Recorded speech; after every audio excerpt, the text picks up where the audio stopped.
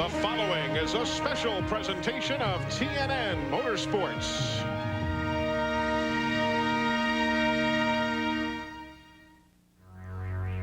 (1996). The pictures tell the story.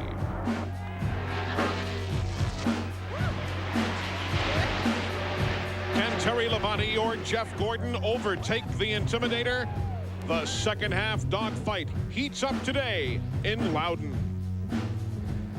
Terry Labonte, his worst qualifying spot of the year. Dale Earnhardt starts 5th. Jeff Gordon starts 16th. A lot of interesting stories in today's running of the Jiffy Lube 300. Good afternoon, everybody. Welcome to New Hampshire. I'm Eli Gold. 1 year ago, this was the pivotal race weekend for Jeff Gordon. He came to victory lane, grabbed the point lead, and never looked back en route to New York City. Let's get some thoughts from down on pit road. Well, Jeff, we just mentioned that this was your pivotal race last year. You took the points lead, never looked back. Same scenario could happen again. You're only 37 points behind. Well, we're not getting in any rush. You know, it would be great if that happened today, but you know, it's a long season. We got a lot of races, and you know, we don't care which one it is. We take the lead as long as we got the lead in Atlanta. That's the most important part. He's exactly right about that. He starts mid-pack. Don't expect him to stay there long. Randy? Well, Terry Labonte, as we documented, his worst starting spot of the 1996 season. Terry, got to be a little concerned. No practice, starting deep in the field here today. Are you a little concerned? Well, sure. You know, nobody got to practice and everything, and we didn't qualify that well. So, you know, hopefully our Kellogg Chevy will run good for us, and we can work our way to the front.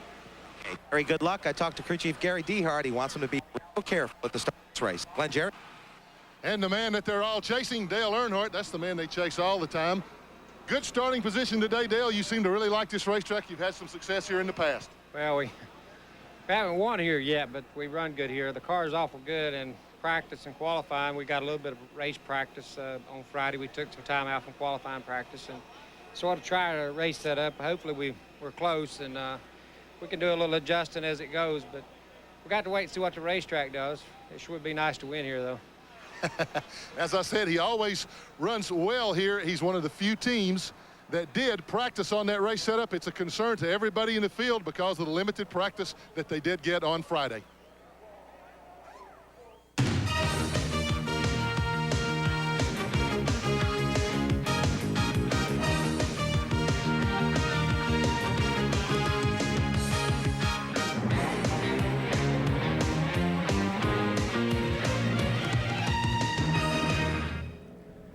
Joining me in the call of today's Jiffy Lube 300, Buddy Baker. Long straightaways, tight turns. This is not an easy 1 mile racetrack, is it?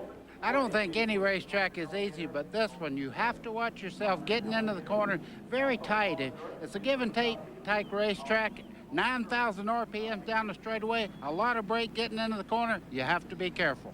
But let's talk to a guy who ran here just 2 days ago in the NASCAR Busch Series Stanley 200. Chad Little, the fellas who are mired in the middle of the field. How tough is it to pass here? Well, Eli, like Buddy was saying, this is a pretty tough racetrack to pass at. You have to get your car set up loose enough to be able to turn right in the center so you can get underneath somebody coming out, drag race them down the straightaway, and outbrake them getting into the corner. A lot of fellas we have talked about, some we haven't, like Mark Martin. 3 races here. He has finished 2nd, 3rd, and 4th. He says he could be going to victory lane. So everybody's favorite has a chance right now. We're a few moments away from firing the engines. Stick around as soon as we come back. A complete look at the starting lineup and then the green flag for the Jiffy Lube 300. It's coming up next from New Hampshire. Today's exclusive coverage of the Jiffy Lube 300 on TNN is brought to you by Haviland Formula 3 Motor Oil. Controls volatility and fights vaporization. By the Miller Brewing Company, proud sponsor of the Miller Racing Team. We race for beer. By the more than 1,350 AutoZone stores across America. AutoZone, the best parts in auto parts. And by Chevrolet. One car company has won more races in the history of NASCAR. Genuine Chevrolet. Welcome back, everybody. We are live at New Hampshire International Speedway. The fans all set to go, and we are tickled that finally Hurricane Bertha is out of the way, and we're set to go racing after a total washout here at the track yesterday. Ricky Craven has been the story of the weekend. A pole run here on Friday that rewrote the record books. This is a great run, and Chad Little, you can appreciate how well Ricky got around this racetrack. Yeah, and I heard Ricky make comments about it, that the car felt a little bit loose when he was qualifying. That's usually the good runs if you don't have to get out of the throttle. And there's the reaction when the final team had run, and he realized that he had won his second Busch pole of the year. He won at Martinsville earlier this season, and interestingly, in the same race car. We had talked about how this track has long straights and tight turns, very much like the Martinsville Speedway does. Down on the pit lane, a thought from Ricky Craven. Well, Eli, that look of surprise, pleasantry, whatever, on Ricky Craven's face after he won the pole, you really showed the emotion there, man. What a great day for you. Yeah, it's pretty easy to get emotional when you come home and you have this kind of a crowd, this kind of support. And just going to make the best of it today. I think we got a good car, real good car. Well, Ricky Craven is hoping to get back on that roll that he was on going into the month of May. He's purchased half of this team. Obviously, he thinks they can get back there. And most everybody else does as well. Teams have just now fired up the engines. The Sears Die Hard starting grid, brought to you by the Die Hard battery, now with more power when you need it. And there is Ricky Craven and Bobby Hamilton, who won the pole at Michigan. They share the front row. Bobby Labonte, his third New Hampshire start in the top 5. And Kyle Petty with a great qualifying effort. Dale Earnhardt, he has not led a lap in the last 3 races. Ernie Irvan, meanwhile, led 176 laps in the race here in 1994. Jeff Bodine, only his second top 10 start of the year. And Kenny Schrader, 6th in points. He was 10th here in points a year ago. Dick Trickle, best start of the year for him with Junie Donlevy. And Dale Jarrett had a 6th at Daytona. Joe Nemechek started 3rd a year ago alongside Robert Presley. Calera, Alabama's Hut Strickland shares row number 7 with Sterling Marlin, who has 3 top 10s here. Kenny Wallace qualifying in row number 8, along with Jeff Gordon. A low start for him after 4 poles in the last 5 events. Rusty Wallace, the inaugural winner here in 1993, and Lake Speed of Jackson, Mississippi.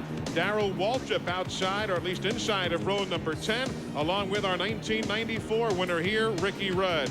Ted Musgrave of Franklin, Wisconsin, and Mark Martin. Again, he has a 2nd, a 3rd, and a 4th place finish at this track. He's a 2-time pole winner here. Terry Labonte in 23rd, his lowest start of the year, along with Jeff Burton. Bobby Allison's driver, Derek Cope, starts 25th, and Brett Bodine, 9th a week ago at Daytona, his best showing of the year. John Andretti and Morgan Shepherd, they'll be sharing row number 14. Jimmy Spencer, 4 straight top 10 finishes now, with Ward Burton on row number 15. Michael Waltrip for the Wood Brothers, and a former Busch Series winner here, Rick Mast from Rockbridge Baths, Virginia. Bobby Hillen thought he had a better car than he showed in qualifying. He's alongside Dave Marcus in row number 17. 18th position, that's Greg Sachs inside of the row. And Randy McDonald, 2nd race of 1996, only the 3rd of his career. Bill Elliott feeling just fine, moving along nicely in the garage area. He's with Johnny Benson, who won the pole at Atlanta. Now, Jeremy Mayfield, he had an accident in qualifying. He's gone to a backup machine. Wally Dallenbach also failing to finish his qualifying run, spinning here on Friday. That wraps up the 40-car starting field and the Sears Die Hard starting grid. Now the AutoZone race analysis, brought to you by the more than 1,350 AutoZone stores across America. AutoZone, the best parts in auto parts. And there you see what it translates to. 300 laps here is 1.058 miles around, so it's 317.4 miles. Pit road speed 45 miles an hour.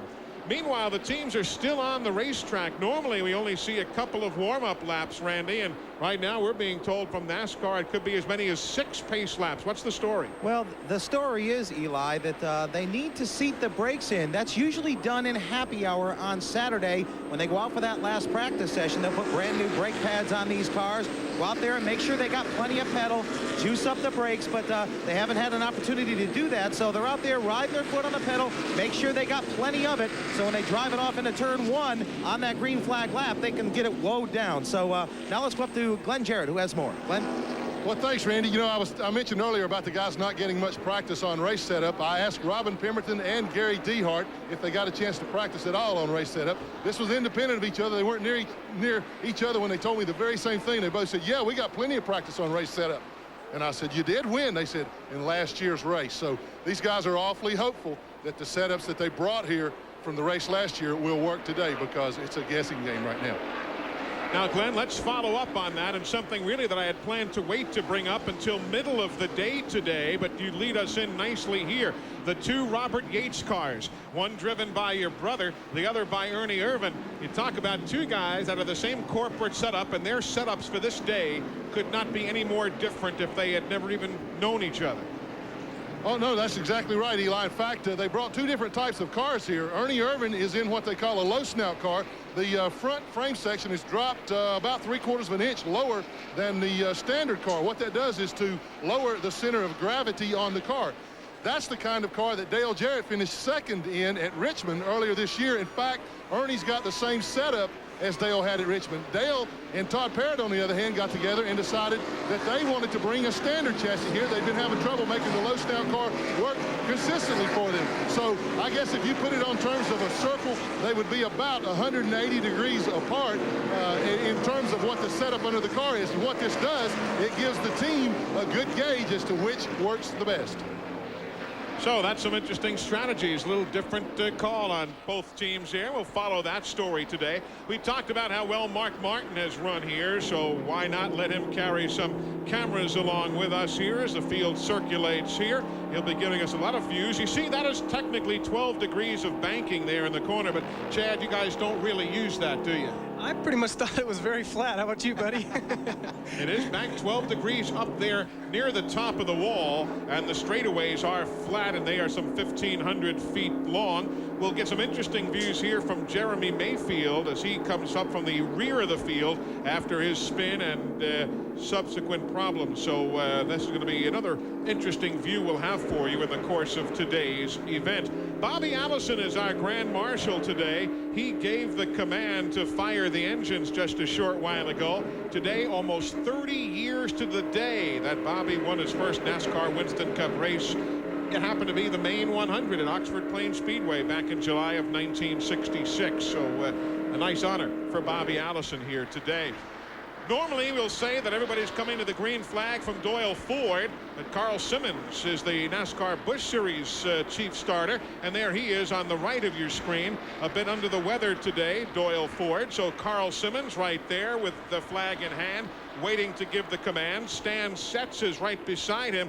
Mr. Setz is Jiffy Lube's Northeast Regional Vice President, who will be our honorary starter here today as the field will get the 1-to-go signal this next time by.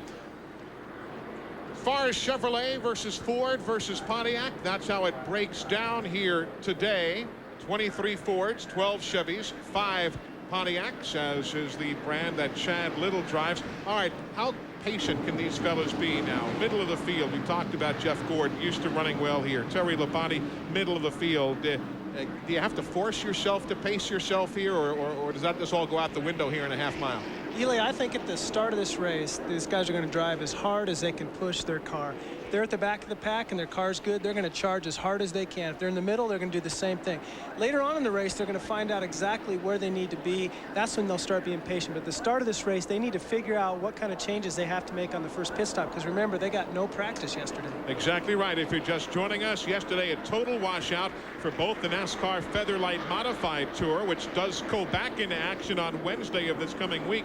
The Modifieds running at Riverside Park in Agawam, Massachusetts, but they were rained out here yesterday, and as a matter of fact, both events from yesterday rescheduled for September the 7th. That's the weekend when the NASCAR Craftsman Truck Series will be running here at New Hampshire International Speedway. Glad you're with us. 300 laps, 317.4 miles for a purse of $1,419,000. Everybody's on their feet yelling and screaming, and here we go, the start of the Jiffy Lube 300.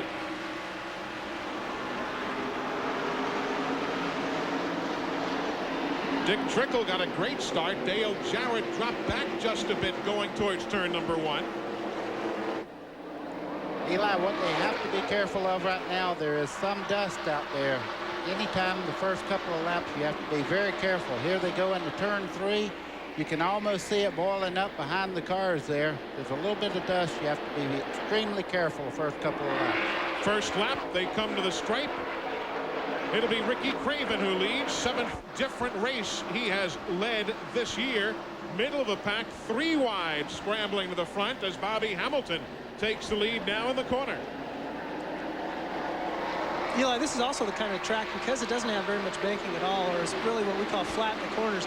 You're not going to see a lot of side-by-side racing through the corners. It's mostly going to be the drivers need to get down low in the corners. That's why the brakes are so important, and then drag racing down the straightaway. So Kyle trying to force his way through there in 3rd spot as Bobby Hamilton leads lap number 2. There's Kyle in the Coors Light entry. Earnhardt right behind him. This is the first time Bobby Hamilton has led here at Loudon. First time that team has led here at Loudon over the years. Oh, spins Dale Jarrett. Joe Nemechek. They'll spin midway down the back straightaway. Caution is on the racetrack. Dale Jarrett and Joe Nemechek will spin. Caution will fly at lap number 3 of 300, and Bobby Hamilton leads. Well, both those cars look to be back under.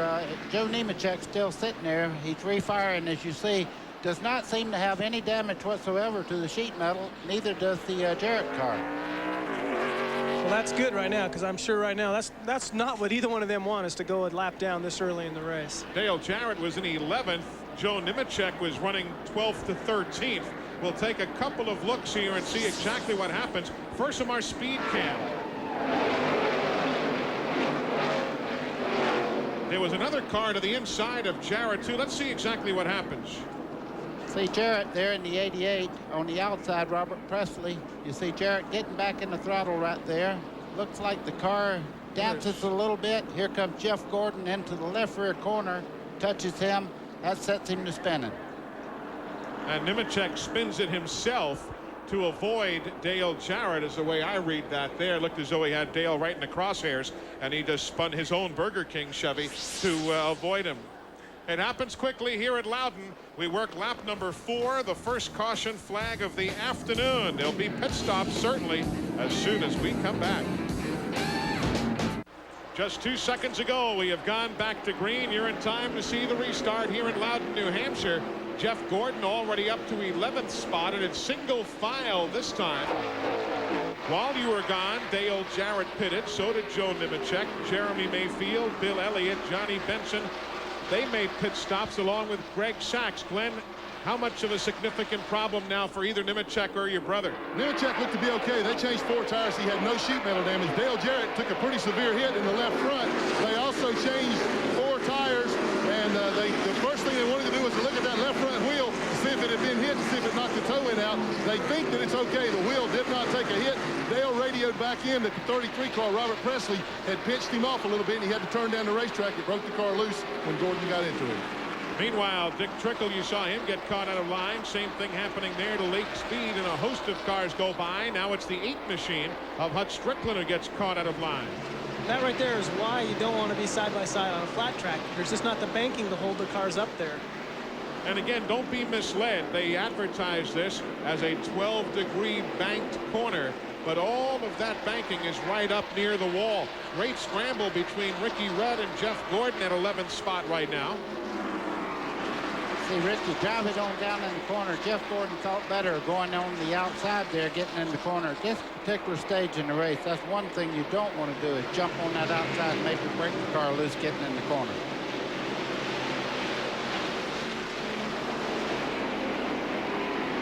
Of course, in all of those exchanges there, Sterling Marlin there, the Kodak machine, and Ricky Rudd, both obviously going by Jeff Gordon. We talked about Jeff being in 11th before, now backsliding to 13th in that exchange. There's Kenny Wallace on the move in the TIC machine, 17th spot being contested for, as we watch from Jeff Burton's car. Dale Earnhardt, meanwhile, he's scrambling as well in 4th position, inside of Kyle, who goes wide and may open it will for Ernie Irvin. Give Earnhardt 3rd now. Chad, that seems to be very critical right now. If you get caught on the outside, you just have to slide back until you can get back in the lower groove. Yeah, you're probably calling to your spotter and just letting him know that you need to get low, and then as soon as there's an opening, he's going to tell you to get down low and fight for your position. It's a tough thing to be stuck on the outside around the corner, especially again when they don't have the banking to hold the cars up. Now you watch Dale Earnhardt there in the 3. It's amazing how things change. I'm going to tell you guys, you're both racers, but Earnhardt at this racetrack has started 24th. He started 28th. He started 18th. And then all of a sudden, here he is. He's starting in the top 5. It's amazing. Their notes are getting better, and they had a great run. But it's not been his best track. He's finished 26th, 2nd, and 22nd. So it's been one of those mixed bag kind of places for Dale Earnhardt there in the number 3. Bobby Hamilton continues to lead as we ride with Dale Earnhardt. There's Bobby and the separation he has in the 43 from Ricky Craven in the 41 and Dale Earnhardt. Eli, we're getting a report that the 24 is pushing very badly for Jeff Gordon right now. He actually touched the wall a while ago in that little incident. Something to keep an eye on. Speaking of pushing, we also see Randy McDonald pushing some water out of the overflow on his car right now, though the Canadian driver is still out there. Good battle for second. While we quickly, you see a piece of debris. Something flew off to somebody up ahead there, and we just saw that piece of debris go flying by. There goes another, all going by Jeff Burton. Meanwhile, back to second place, Ricky Craven holding off the challenge of Dale Earnhardt. And remember, Ernie Irvin's dad came by before. Vic Irvin came by and said, keep an eye on us. We got a car that can win here. Ernie Irvin's the guy that can make it run. You see him right there just behind. Oh, look at this. Earnhardt's underneath Craven as they come off turn 2. Last time, same thing, Chad. Craven couldn't keep it low, but he outpulls Dale on the straightaway. He'll have to give way here getting into the corner. That'll probably allow Ernie to go by as well. And it does. So Ricky Craven from 2nd to 4th. Jeff Gordon, meanwhile, bypassing Sterling Marlin, who's running in 11th. Remember earlier, Marlin and Rudd had gotten by Jeff Gordon. Now Jeff returning the honor here at lap number 14. Eli, I don't think it's a real bad thing for your car to be a little tight at the start of a tire run here, because I would assume that the cars are going to get a little looser as they run, especially all the horsepower that the Winston Cup cars have. So a car that's a little tight at the beginning might end up working in Jeff Gordon's favor towards the end of a tire run. I was just looking at the right rear of Jeff Gordon as we had that shot as he's going down the straightaway. You could see a little bit of cement dust on the right rear corner of that. Randy, what are you hearing down there from Ray Evernham and the boys? Well, the same thing. One thing I did hear from Ray, and that was this morning, they talked about breaking this race down into like 3 segments. I asked him about pit strategy and tires. He figured if they caught a caution around the 30-lap mark and Jeff was not nearer toward the front, that they would go ahead and take 2 tires to try to give themselves some track position. So if Jeff doesn't pick up a few spots and they do catch a caution, see those guys come down pit road around lap 30 or so if they catch one then, and they're going to put 2 tires on and try to grab some track position it that way. Now, if they don't, they're going to go ahead and go with 4 tires. But right now, he does have a significant push. But it might come to him with 2 tires, could loosen the car up for him. Meanwhile, up front, Bobby Hamilton, 1.03 seconds of an advantage as he continues to show the way in the STP Pontiac. We're live, but early here in New Hampshire. Today's exclusive coverage of the Jiffy Lube 300 on TNN is brought to you by Napa Auto Parts. At Napa, we keep America running. Well, it had been better than a second, but now the lead for Bobby Hamilton, just 3/10 and closing. We're down about 5 or 6 car lengths now. The deficit for Dale Earnhardt to Bobby Hamilton as they work up into the corner here at lap number 20. In 3rd, Ernie Irvin. Ricky Craven is 4th. Kyle Petty 5th. Bobby Labonte is 6th. Jeff Bodine 7th. Kenny Schrader is 8th. Ricky Rudd 9th. And Jeff Gordon now going in the 10th spot. That was the quick lap turned in seconds ago by Ernie Irvin. He's fastest on the stopwatches at this very moment. And there's Bobby Labonte now working back and getting around Kenny Schrader. He had backslid just a bit, but now he's coming right back to the front. So Bobby Labonte obviously got off pace just a bit. Is this an easy track as you see Rusty Wallace make a move and trickle as well? Is it easy to get off your rhythm here, Chad Little? I think it's a tough track to keep your rhythm. I don't know, once you get it, it's one of those deals. If your car's working right, your rhythm's probably going to stay with you. If your car's off, you've really got to dig down deep inside you to find that rhythm again. It's pretty hard on you physically in the corners. A lot of G-forces on the neck, on the shoulders, and the arms in the corner. So you just got to try to find that rhythm. You rely a lot on your crew and your spotter to help you do that. And there you see 13th spot was changing hands there moments ago as Rusty Wallace moves up. And there's what's happening up front. Also of significance, let's get the clock here from Ernie Irvan back to Craven now is 1 3/4 seconds. So these front three pulling away from the 4th place runner Ricky Craven now comfortably, and before long they'll be catching up with the tail end of the field and Randy McDonald. If you're a Terry Labonte fan, he is still mired in 23rd position. He started there. He has not moved at all. He has neither progressed nor regressed. He's just sitting there in 23rd spot.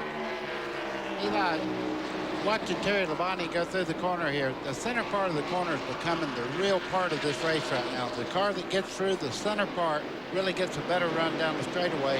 This car is handling right now. It's really showing up as Labonte makes his move going in the corner. When he picks the throttle up, watch what happens here.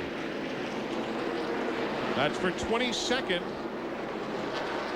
And Terry will grab that spot. Glenn Jarrett, we watched the battle for the lead, and I want to get a thought from you in a second here on Terry Labonte, but let's stay with Bobby Hamilton and Dale Earnhardt for just a second and see if there's a change coming here, because Earnhardt was starting to rumble there seconds ago. Well, they both better get going, because Ernie Irvan has moved in 2 or 3 times and run right up on the back bumper of Earnhardt. That's the fastest car out there. Glenn, quickly, is Gary Dehart, Terry Labonte's crew chief, concerned at all about where he's running right now? Well, I think the biggest thing they're concerned about, Terry reported about 5, 6, 7 laps ago, Eli, he thought he had a skip in the engine. So they're keeping an eye on that. That could be part of the problem that he's got trying to pick the throttle up. Coming off the corners, it's just not hitting on all 8. I'm going to go down and check with Gary to see if it's cleared up. Might have been an ignition problem. I'm on my way there. Quick as I find out, you'll be the first to know. Appreciate it. Terry Labonte has led all but 3 races this year. He has not led at Bristol, didn't lead at Dover, didn't lead at Darlington. Otherwise, he has led at least 1 lap in every other race thus far. Now that's Randy McDonald in the Diamond Rio sponsored entry, just ahead of the leaders. He was pushing out some water earlier. We had talked about he might be in the early stages of an overheating problem on that car. And let's see how the leaders deal with him. Oh, trouble. John Andretti in turn 3 and 4. Oh, John's into the wall very hard, Eli. As you can see, the damage left rear quarter panel there. John Andretti brings out the caution for the 2nd time here this afternoon. The leaders will take it at lap number 28, and obviously you can see it's getting a little hot there underneath that Kmart Little Caesars car. John Andretti will apparently have his 7th DNF of the year. Let's see what happens. Looks like Rick Mast is right on his back bumper there. They made a little contact getting in the corner, and at that particular part of the racetrack, it don't take very much at all. Now, I was going to comment by how hard we saw him hitting the wall there that I bet this happened entering the corner, because you've got to remember this is a mile flat track, but at the same time, at the end of the straightaways, these cars are going over 150 miles an hour. That means John just hit the wall close to 150 miles an hour. That's why you see that extensive damage. And again, that's one category John does not want to lead. He and Derek Cope and Lake Speed had led everybody with 6 DNFs, 6 races in which they did not finish. And apparently John is going to take that dubious lead there with what may well be his 7th DNF, because obviously a lot of bent up race car there on the Kmart Little Caesars entry. So caution number 2 of the afternoon here at the New Hampshire International Speedway. And again, a 1-mile track, 1.058. Got to stress, you're doing 155, 158, some are doing 160 on the straightaway. So this is not a slow racetrack by any stretch. All right, let's cover the pit stops for you. Lap number 29. First stop for all of the lead machines. This comes, I would think, in just a perfect time for some of these fellas. I think so too. We're about lap number 30, so this will give them a chance to see exactly how their car's handling. I'm sure there'll be a lot of chassis adjustments this time again, because there wasn't any practice yesterday with the rain. Jeff Bodine doesn't pit, but Randy Pemberton is watching those who are. They certainly am. The 41 car pitted. It's 4 tires for Ricky Craven. He's a little tight, cannot get out of the pits. Got to back it up, throws it in reverse. Everybody goes by on pit road. Tough break for Craven. Boy, oh boy, tough break there. And so very tight, even though this is a plenty long and comfortable pit lane. Jeff Gordon will come out in 2nd spot behind the new race leader, Jeff Bodine. So it's the Jeff and Jeff show and a little ice cream here in New Hampshire. We're about a half lap away from going back to green. As far as the points are concerned, the folks at Texaco bring you this recap. Texaco, makers of Haviland Formula 3 motor oil that controls volatility and vaporization. 5-point advantage right now. Dale Earnhardt will go to the restart here in 5th. Terry Labonte, meanwhile, had a slower pit stop, and he is being shown well back in 29th. Fellas who made some moves, Jeff Gordon came onto the pit lane. He was 9th. He is now 2nd behind Jeff Bodine, who did not pit. Mark Martin was 20th. He's now running 3rd. Jeff Burton was 19th. He is now running 4th. And Morgan Shepherd, he was 23rd, now running in 7th. So for some, there was an outstanding stop as we're back to green. I think some of those guys probably took on 2 tires to get that good a track position. Good scramble off the number 2 corner. Again, you've got Jeff Bodine without new tires. Jeff Gordon with fresh Goodyears. Rusty Wallace is on the move as we watch the battle for the lead right there. Oh, and Earnhardt gets shoved out of the groove. The Exide machine. Jeff Burton was right there, and here comes Ernie Irvan. He won't let Dale in. Rusty won't. Oh, a little touch there between Bodine and Gordon. We just saw a puff of smoke as those 2 cars got together. Well, you could see what happened there. Gordon thought he had the inside line there. He jumped up beside Jeff Bodine there, and he just cut over just a little bit to get a good run off the corner, and they touched. No harm there. No harm, just a little touch. Restarts are an adventure. You guys, come on. Look at Bobby Hamilton here coming up beside Mark Martin. Remember, Bobby was the race leader until the pit stops when he came in at lap number 30, or at least 29, with all of the other leaders. Jeff Gordon still waiting. Glenn Jowett, there were some interesting stories on pit road there moments ago. Oh, absolutely. And Chad, you hit it right on the nose. Jeff Gordon did change only right side tires. This is the perfect time to try that to see if it works. You got a lot of time left in the race. It gains you great track position, but the biggest thing is now they know later on in the race just how much it will affect the cars if you only change right side tires. Derek Cope had to pit twice. He had an air gun brake on him, so a little tough luck for him. Track position is everything at this racetrack because it is so tough to pass. So I tell you, those guys are scrambling. That's the reason they won't let Earnhardt back in, or wouldn't let him in, is that track position is critical. Well, I want to know what Bobby Hamilton done, because he's like a rocket ship right now. He went by Jeff Gordon, and he's pulled right up on the back of Jeff Bodine there. This car is on a mission. Let's take another look at what happened there between Gordon and Jeff Bodine. We're riding with Mark Martin. Up the right front of Gordon into the left rear of Jeff Bodine, and together they wanted that same piece of real estate. That's the only horn you have on these cars. He used his just then. I like that, buddy. The only horn that we have is when you feel a little rub. That's it. Just a little rub. Earnhardt grabbing the spot there from Rusty Wallace. That's 7th spot right now. Kenny Schrader's right behind in the Budweiser number 25. 37 laps complete. One team in the garage area, John Andretti. He is apparently done, and now we get the official word from NASCAR as Jeff Gordon got kicked out there in the corner, and he's not in line, and he's not coming up to speed either. Meanwhile, Bobby Hamilton grabs the lead. So Hamilton takes the lead, and now Jeff Gordon back in pretty good running trim, but still hasn't gotten back in line. So Bobby Hamilton is the leader. Gordon backslides in behind Schrader, as you see, all the way back in 9th spot. It happens that quickly as Tim Brewer and the John Andretti crew pack up for the day. Today's exclusive coverage of the Jiffy Lube 300 on TNN is brought to you by Pep Boys. 26,000 items at the guaranteed low price. Tires and service, too. Everything but gas. And by RCA, changing entertainment again.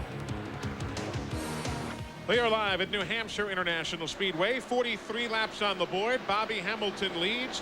Jeff Bodine is still in second. Didn't change tires on the QVC Ford. And Bodine still touring the speedway at 125.66 miles an hour. So he's getting around here quite nicely. John Andretti, meanwhile, who had the second caution of the day, is done for the afternoon. Randy's with him in the garage. Well, I know the sun is shining here in New Hampshire, but black cloud over your head. What's the story? What happened out there? We were just biding our time coming up to the field, and had a pretty good car, and but didn't want to get in any trouble. And Ted Musgrave got hung up on the outside, and so we were just going underneath him. And the driver behind me, I guess, didn't check up enough. And I got in the corner even a little bit deeper than normal and to make sure that I could get up underneath him. And even though I was already in front of him, it's just too bad for the Kmart Little Caesars Sport team. He hit us hard enough, it got the tires off the ground, and there's not much you can do after that but ride it out. Okay, tough break for John Andretti. He'll be back at Pocono. And it was a pretty mean lick into the wall, no doubt about it. That is the scramble for second spot you're watching. Jeff Bodine and Ernie Irvan. We're 45 laps complete of the 300 here in New Hampshire. Eli, I'm noticing right now that, well, we'll go to this race, but Bodine is actually closing in on Hamilton just a little bit. You see Jarrett still struggling with that car just a little bit.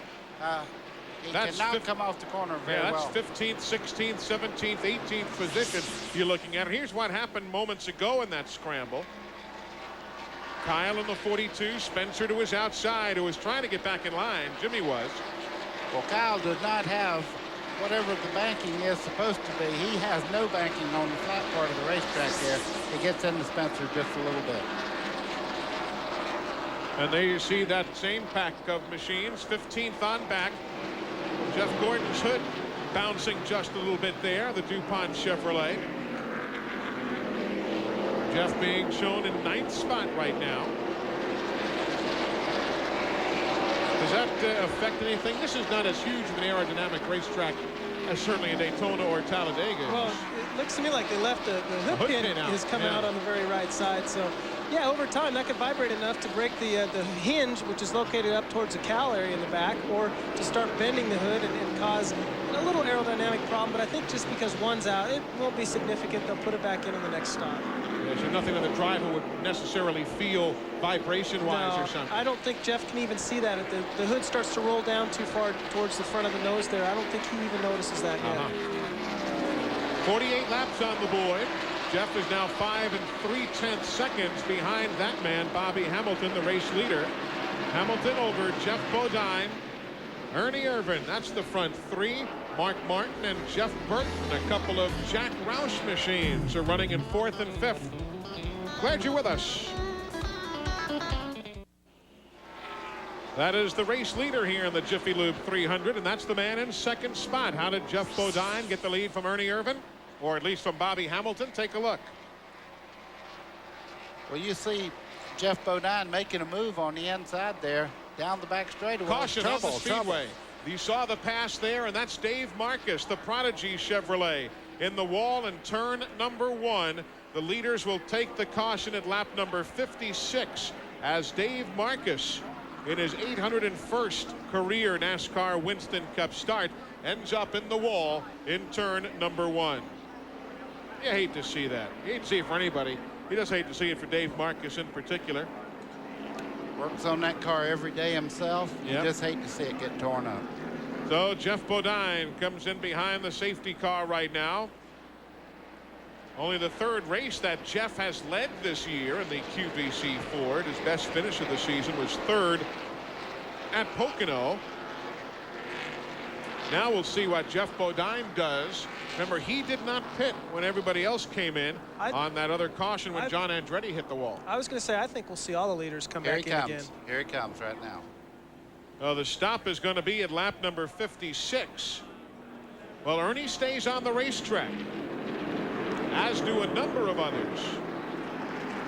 Glenn, here comes Bobby Hamilton to you also. Yeah, Eli, a while ago when they pitted and put the tires on, they made an adjustment. The car was a little bit tight, so they loosened it up, and it ran great. We saw how he bolted out to the lead, was running away from the field. Well, the track changed just a little bit then, and the car wasn't to Bobby's liking. He was just trying to find a different groove to run in. That's why he pulled it down and let the guys go by him as easily as they did. But they're going to change 4 tires and continue to adjust on it. This is the first chance they've had to really adjust on the cars with no practice. Randy Pemberton. 4 tires for Jeff Bodine. He had to do it. Likewise for the 22 car award. Burton, Hut Strickland has pitted. Ted Musgrave, Johnny Benson. The 98 car is pitted as well. Jeremy Mayfield and Derek Cope all down on this end of pit road. So Ernie Irvan has taken over the lead here at the Jiffy Lube 300 at the New Hampshire International Speedway, and this will be coming up at a rather opportune time for Ernie Irvan. Of course, throughout the course of a day at the races, there are a number of special awards and incentive programs that are involved. and one of those is on the 57th lap of the event. It is called the Heinz 57 Charity Lap. The folks at Tangy Heinz 57 Steak Sauce give monies to a driver's favorite charity, and it goes today into the favorite charity of Ernie Irvin. The Tangy Heinz 57 Steak Sauce. They tell you, let's eat. And we say we're coming right back. Brought to you by Gladiator and Universal Luxury Vans, the official vans of tracks, teams, and drivers throughout the NASCAR world. Call 1-800-445-2825 for a dealer near you. Well, 38 machines still on the lead lap here at New Hampshire. 20 cars did not pit. 18 did pit, and of course the other two missing, John Andretti and Dave Marcus, in the garage area. Jeff Gordon is on the racetrack right now, and he was one of those who stayed on the speedway. That's his crew chief, Ray Evernham. Well, he was not supposed to pitch. You weren't expecting him, Ray. Well, no, we just had a little bit of miscommunication. We were talking about what we were going to do if we would come, and I guess he thought we were coming, and we pitted. So now we got ground to make up. It was okay because we had a couple adjustments we wanted to make, so we went ahead and made them. One of those was they removed a half spring rubber out of the left rear tire, or out of the left rear suspension. So a little bit of surprise down here. That happens even to the best of teams. It does, and they're back in 30th position right now as a result of that pit stop. There's Dave Marcus. He's okay. He's still riding along with that car, going to the garage area as the field gets set to get the one-to-go signal. Don't forget, if you're at home, which you might well be now, or at a home where somebody has a computer and you're enjoying the coverage on TNN, you might want to dial up NASCAR Online. They've got their full staff here at the track. They've got scoring updates for you, all sorts of information about the busy weekend here at New Hampshire. www.nascar.com. That's the address on the computer to access NASCAR Online. And that computer will tell you, as will we, that Jeff Bodine has had himself a good run. Had to pit here moments ago because he needed tires. He's in 26th spot. His crew chief is Paul Andrews. Paul, did you show everybody something, and did you learn something there by staying out, but now you're deep in the pack? Yeah, we're deep in the pack, which is the bad thing about it. You know, we need to see how far we can go on these tires and see what's going to happen, you know. See, I think we can come up through the pack good and get ahead, you know, still have a real good race here. We're not really worried about it too much. Okay, good luck. Paul Andrews, the crew chief for Jeff Bodine. There's the race leader, Ernie Irvin. Mark Martin being shown in the second spot. He started 22nd. Jeff Burton in the third position. He started back in 24th. Of course, Ernie has had two straight fifth-place finishes. Remember, at Michigan he was fifth. Last week at Daytona he was fifth. So that Texaco Haviland team awfully strong. Seems to be a great track for Fords here. Out of the top five, you have, well, now it's the top four cars are all Fords. Yeah, because Rusty made that move in the number 2 machine around Dale Earnhardt, and both of those machines a little squirrely off the corner. And there goes Mark Martin now in the challenge for the lead. Remember, Mark Martin in 3 races here has finished 2nd, 3rd, and 4th. So this is not a surprise. I guess that would mean this would be 1st or 5th, right? If you are one who would play the numbers, yes. He'll take the lead. Mark Martin will, officially at lap number 60, as he ride with Jeff Burton. Jeff got a little bit, oh, you see a lot of Ernie guys getting getting sideways squirrely up off the corner. Yeah. A lot of teams doing that, coming out of number 2. Well, I noticed in the Busch race on Friday that coming out of turn 2, there's it's a place where they put down some sealer to help the asphalt live a little bit longer. And if you don't pass over that sealer right perfectly, it breaks the rear end loose under power. So I think that's why you see a lot of cars jump sideways there. Dave Marcus is done for the day. That word now from NASCAR. So John Andretti and Dave Marcus both finished for the afternoon. There you see the front 4. Rusty Wallace is in 4th. One of the weirdest deals from mid-season. Have you followed Rusty Wallace's year lately? Yeah, I mean, he's up and down. He either wins or he really has some problems. It's remarkable as we see Wally Dallenbach working midfield. He's got Joe Nemechek, Derek Pope, and Rick Mast in order behind them. They're running back at 32nd spot. Rusty Wallace was 5th at Bristol. The next week at Wilkesboro, he was 33rd. Next race at Martinsville, he wins. Next race, Talladega, he's 30th. Next race, Sears Point, he wins. Next race, Charlotte, he's 34th. Next race, Dover, he's 7th. Next race, he's 31st at Pocono. Then he wins at Michigan.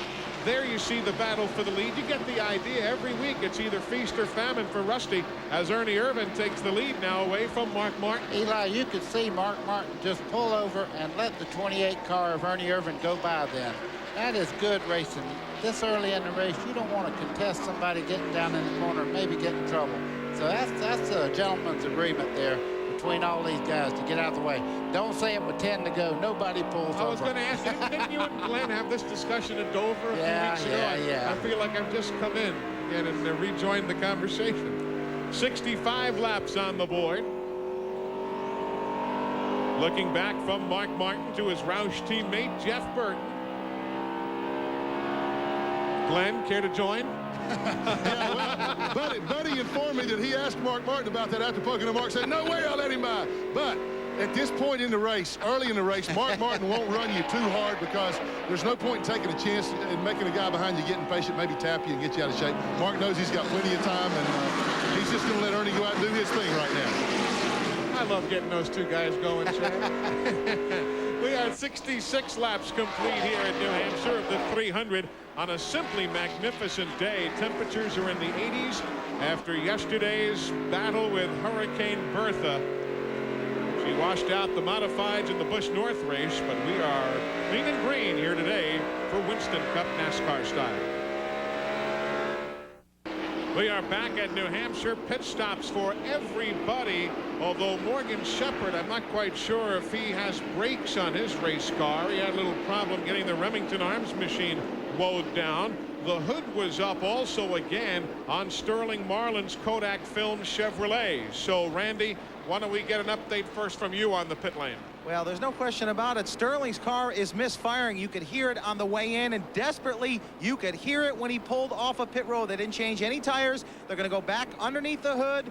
They believe they've got a cylinder misfiring. They squirted some water on the header pipes trying to figure out exactly if they had a crack in one of them or not. So Sterling going to come back down pit road. They're going to continue to work on it. The car is also pushing, but they're not worried about that right now.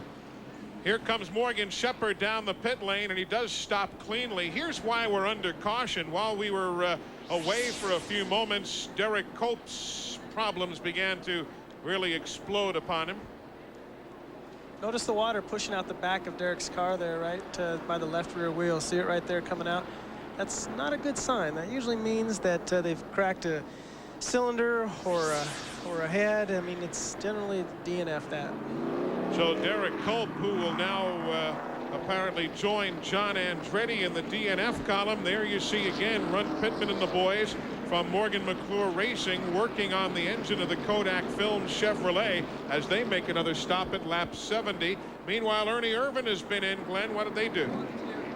Hold on, Eli. I was talking to my spotter now. Ask me again. I'm sorry. What's the stop on Ernie Irvan? What were they doing? Yeah, I talked to Larry McReynolds, Eli, and he said that they did make a couple of changes.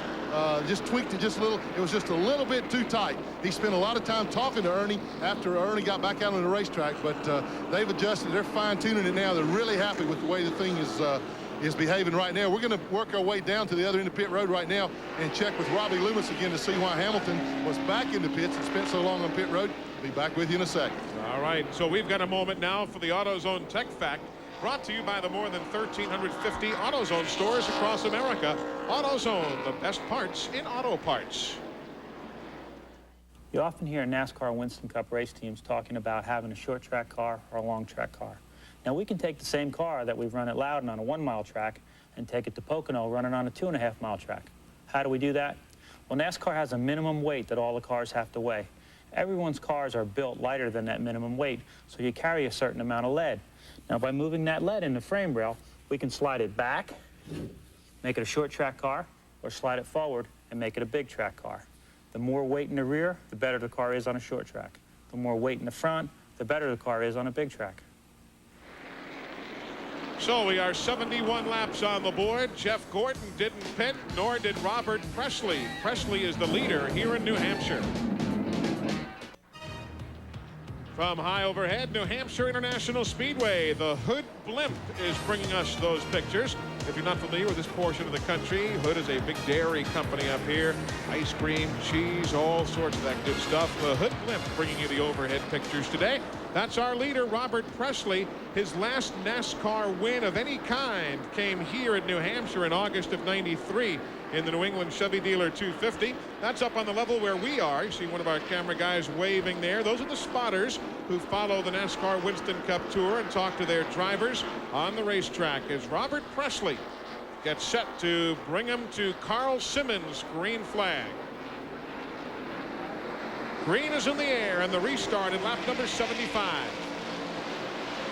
Now remember, a number of teams did not pit, including Presley, the leader. 16 in second spot, Ted Musgrave. He didn't pit, nor did Ward Burton, nor did Jeff Gordon. Everybody waiting while Musgrave takes a peek for the lead. Derek Cope is done for the day. Engine failure, the word. Third in a row for the Badcock team. 7th DNF of the season. And now Musgrave wants the lead. He's got it. So Ted Musgrave will take over the lead for only the second time this year. He led one lap at North Wilkesboro back in April of '96, and now today he has not led since. That sounds incredible. Doesn't it, because though? he runs so well most of the time, and to think that this is just the second time. There goes Rusty Wallace in the 2, Dale Earnhardt the 3. They've got Randy McDonald in the 78, Bobby Hill in the 77 to deal with. Hud Strickland in the 8, Ernie Irvin the 28, all trying to pick their way through and work back to the front. Again, you see a mixture here because some guys pitted again and some did not.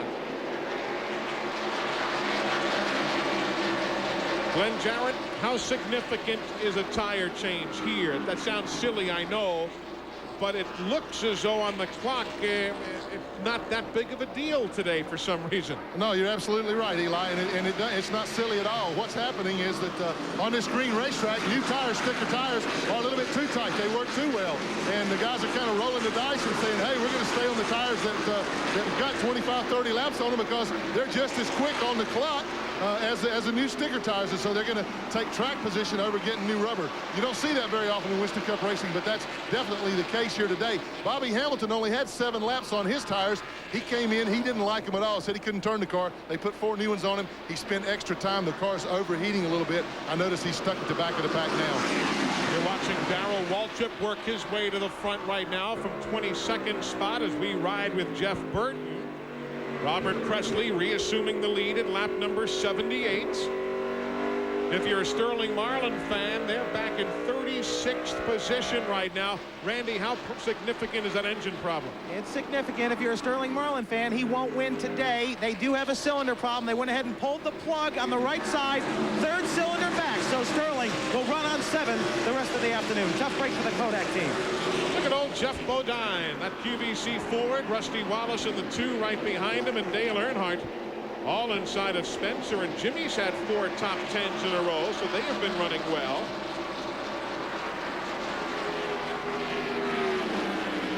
Earnhardt's a good battle. I love watching Spencer and Earnhardt. Yeah, look at Earnhardt trying to get under the left rear corner there.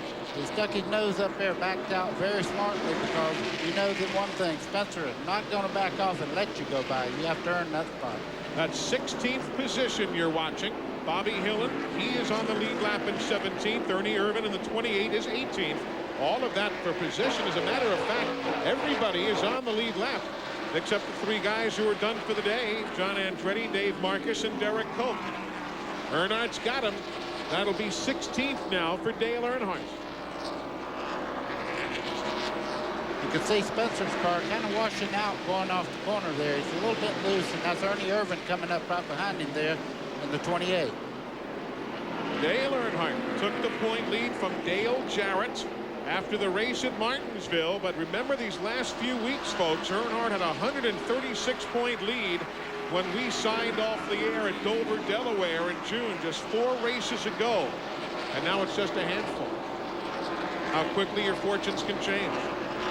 Yeah, but you have to remember one other thing. He's been there 7 times. He's been the guy that was sitting at the head of that table at the end of 7 seasons that he won championship, he's not going to roll over and play dead. You can bet on that. Chad, not to point at you, I know, but you can appreciate probably better than anyone this year how fortunes can change. And, you know, you think about it too with Dale Jarrett. Remember when he was in the interstate team?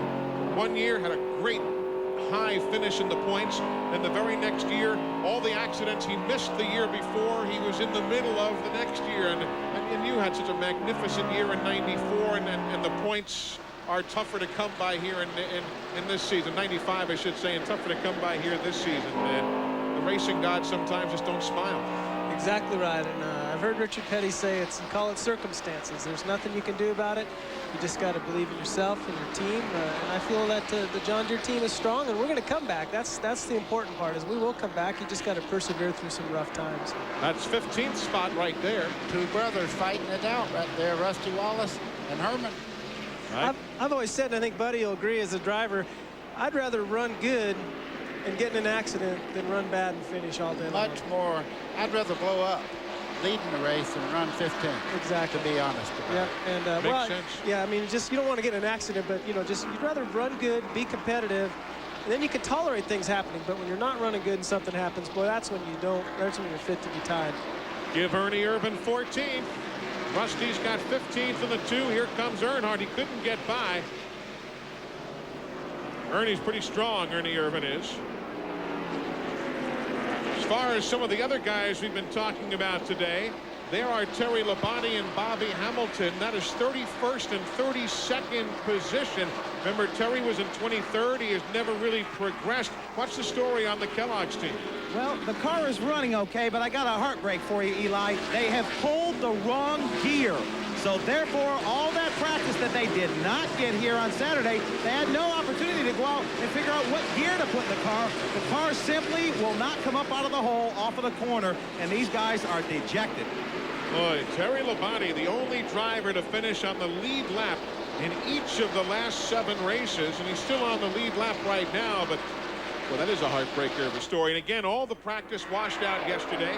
Here on Friday with the Busch race and the Busch North race, there was 2¼ hours of practice before qualifying, so it's been that kind of a weekend. We're coming back with more from New Hampshire. 87 laps are complete. Sounds like a good idea, a little lemonade.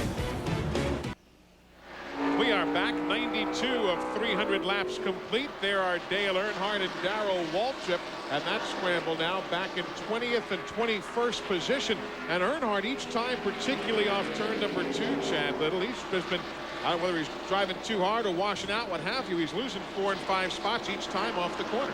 Yeah, it's hard to say for sure, but this is definitely the type of racetrack where if you drive in the corner too hard, or harder than, you're trying to make up ground, remember, that your car gets out from underneath you a little bit, drifts up, you can't get on the gas where you need to. And what that does is it makes it look like you're running on about 6 cylinders down the straightaway. It's just because it's so important to get back in the gas early. You lose a lot of momentum in the turns. Ernie Irvin has 10th spot there, just getting around Ricky Rudd in 11th, and Mark Martin trying to make the move as well.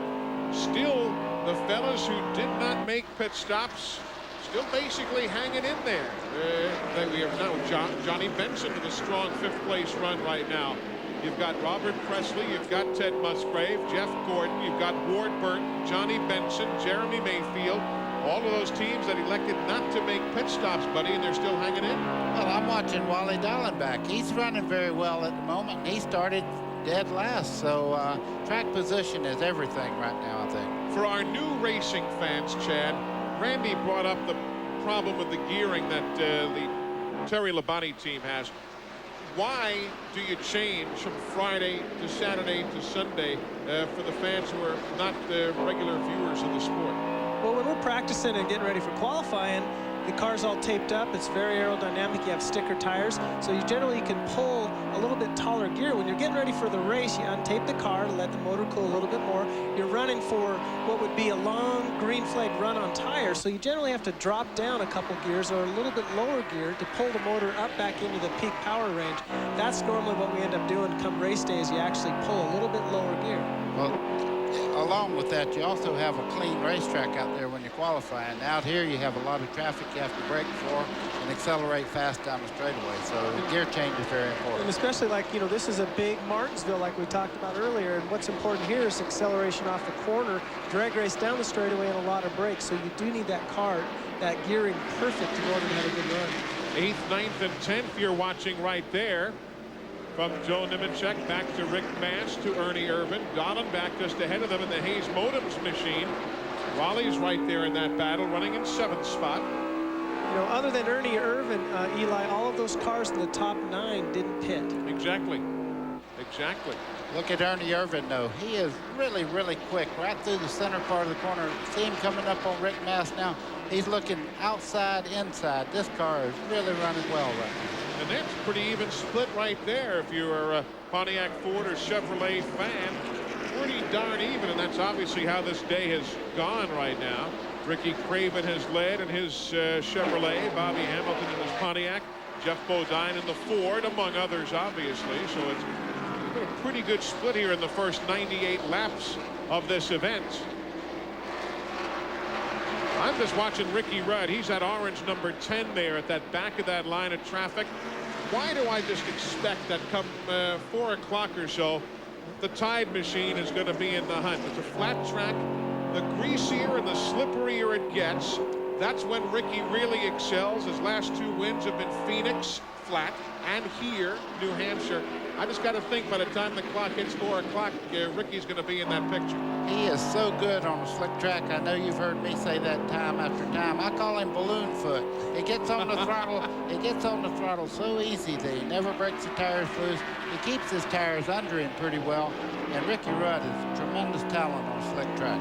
This is the same car also that he ran well with at Rockingham when they finished in 4th spot. This is one of the cars they bought from Kenny Bernstein's operation. I don't know. You just kind of think when you think this track, when you think Phoenix, you think Ricky Rudd sometimes. Well, Wally Dallenbach can't get low. 3 machines get by. Here comes Ricky Rudd. There goes Rusty Wallace in the 2. Mark Martin says, "Pardon me." That was his horn again. Yeah. So Wally Dallenbach, just that little bit of a slip, and he'll go from 9th back to 13th or 14th. There you see Jeff Burton, the 99 Exide machine, got around Jimmy Spencer. And what about Dale Earnhardt? He's running back in 20th, Glenn Jarrett. What are they saying? I'm sorry, Eli. Again, they had a little bit of problems listening to my spotter telling me some things. I'm really not asleep down here, guys.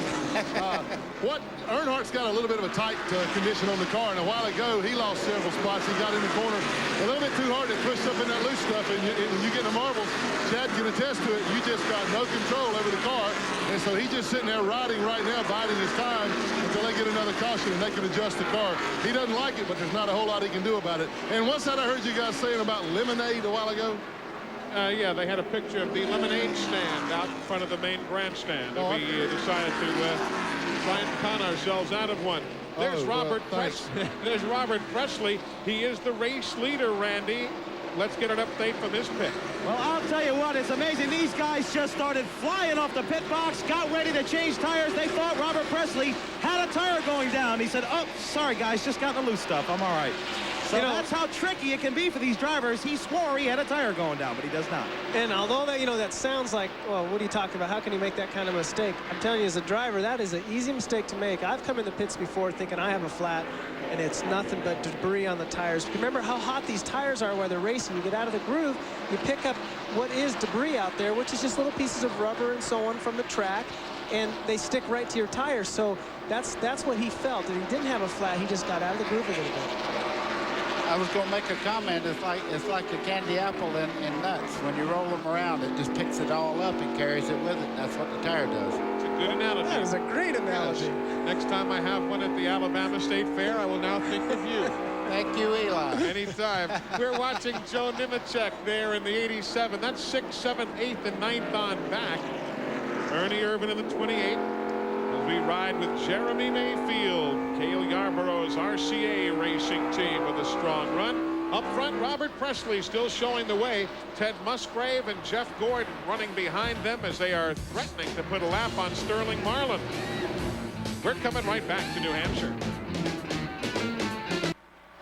Welcome back, everybody. Robert Presley still leads. Jeff Gordon has now gotten around Ted Musgrave for second. The leaders have all lapped around the Sterling Marlin machine. And there you see some damage on the left side of the STP Pontiac. Little accident, so no caution out there in turn number 2. Watch what happens. The synchronized spinning competition.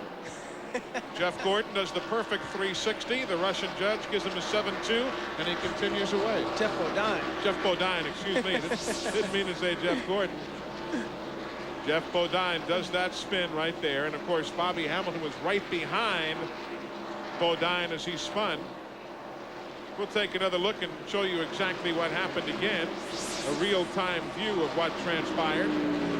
Look how small of a bump or a little bit of a horn that it takes to spin somebody out. Jeff Burton right behind Jeff Bodine. That's all she took, but we are remaining under green. Eli, you can see there is no visibility when one crosses up in front of you. That's the danger of a car spinning in front of you. You can't tell where he's at. I can attest to that yesterday, too, right coming out of turn number 2. I couldn't see a thing, and boom. Here's Jeff Gordon now setting his sights on Robert Presley. Jeff Gordon has not led today. Dale Earnhardt has not led today. Terry Labonte has not led today. So all of those who are right at the very top in the battle for the points, all still looking for their first bonus points of the day. Earnhardt with a 5-point lead over Terry Labonte, a 37-point lead over Jeff Gordon. Dale Jarrett, who is 4th in points, is 237 behind Earnhardt. Dale Jarrett has not led today.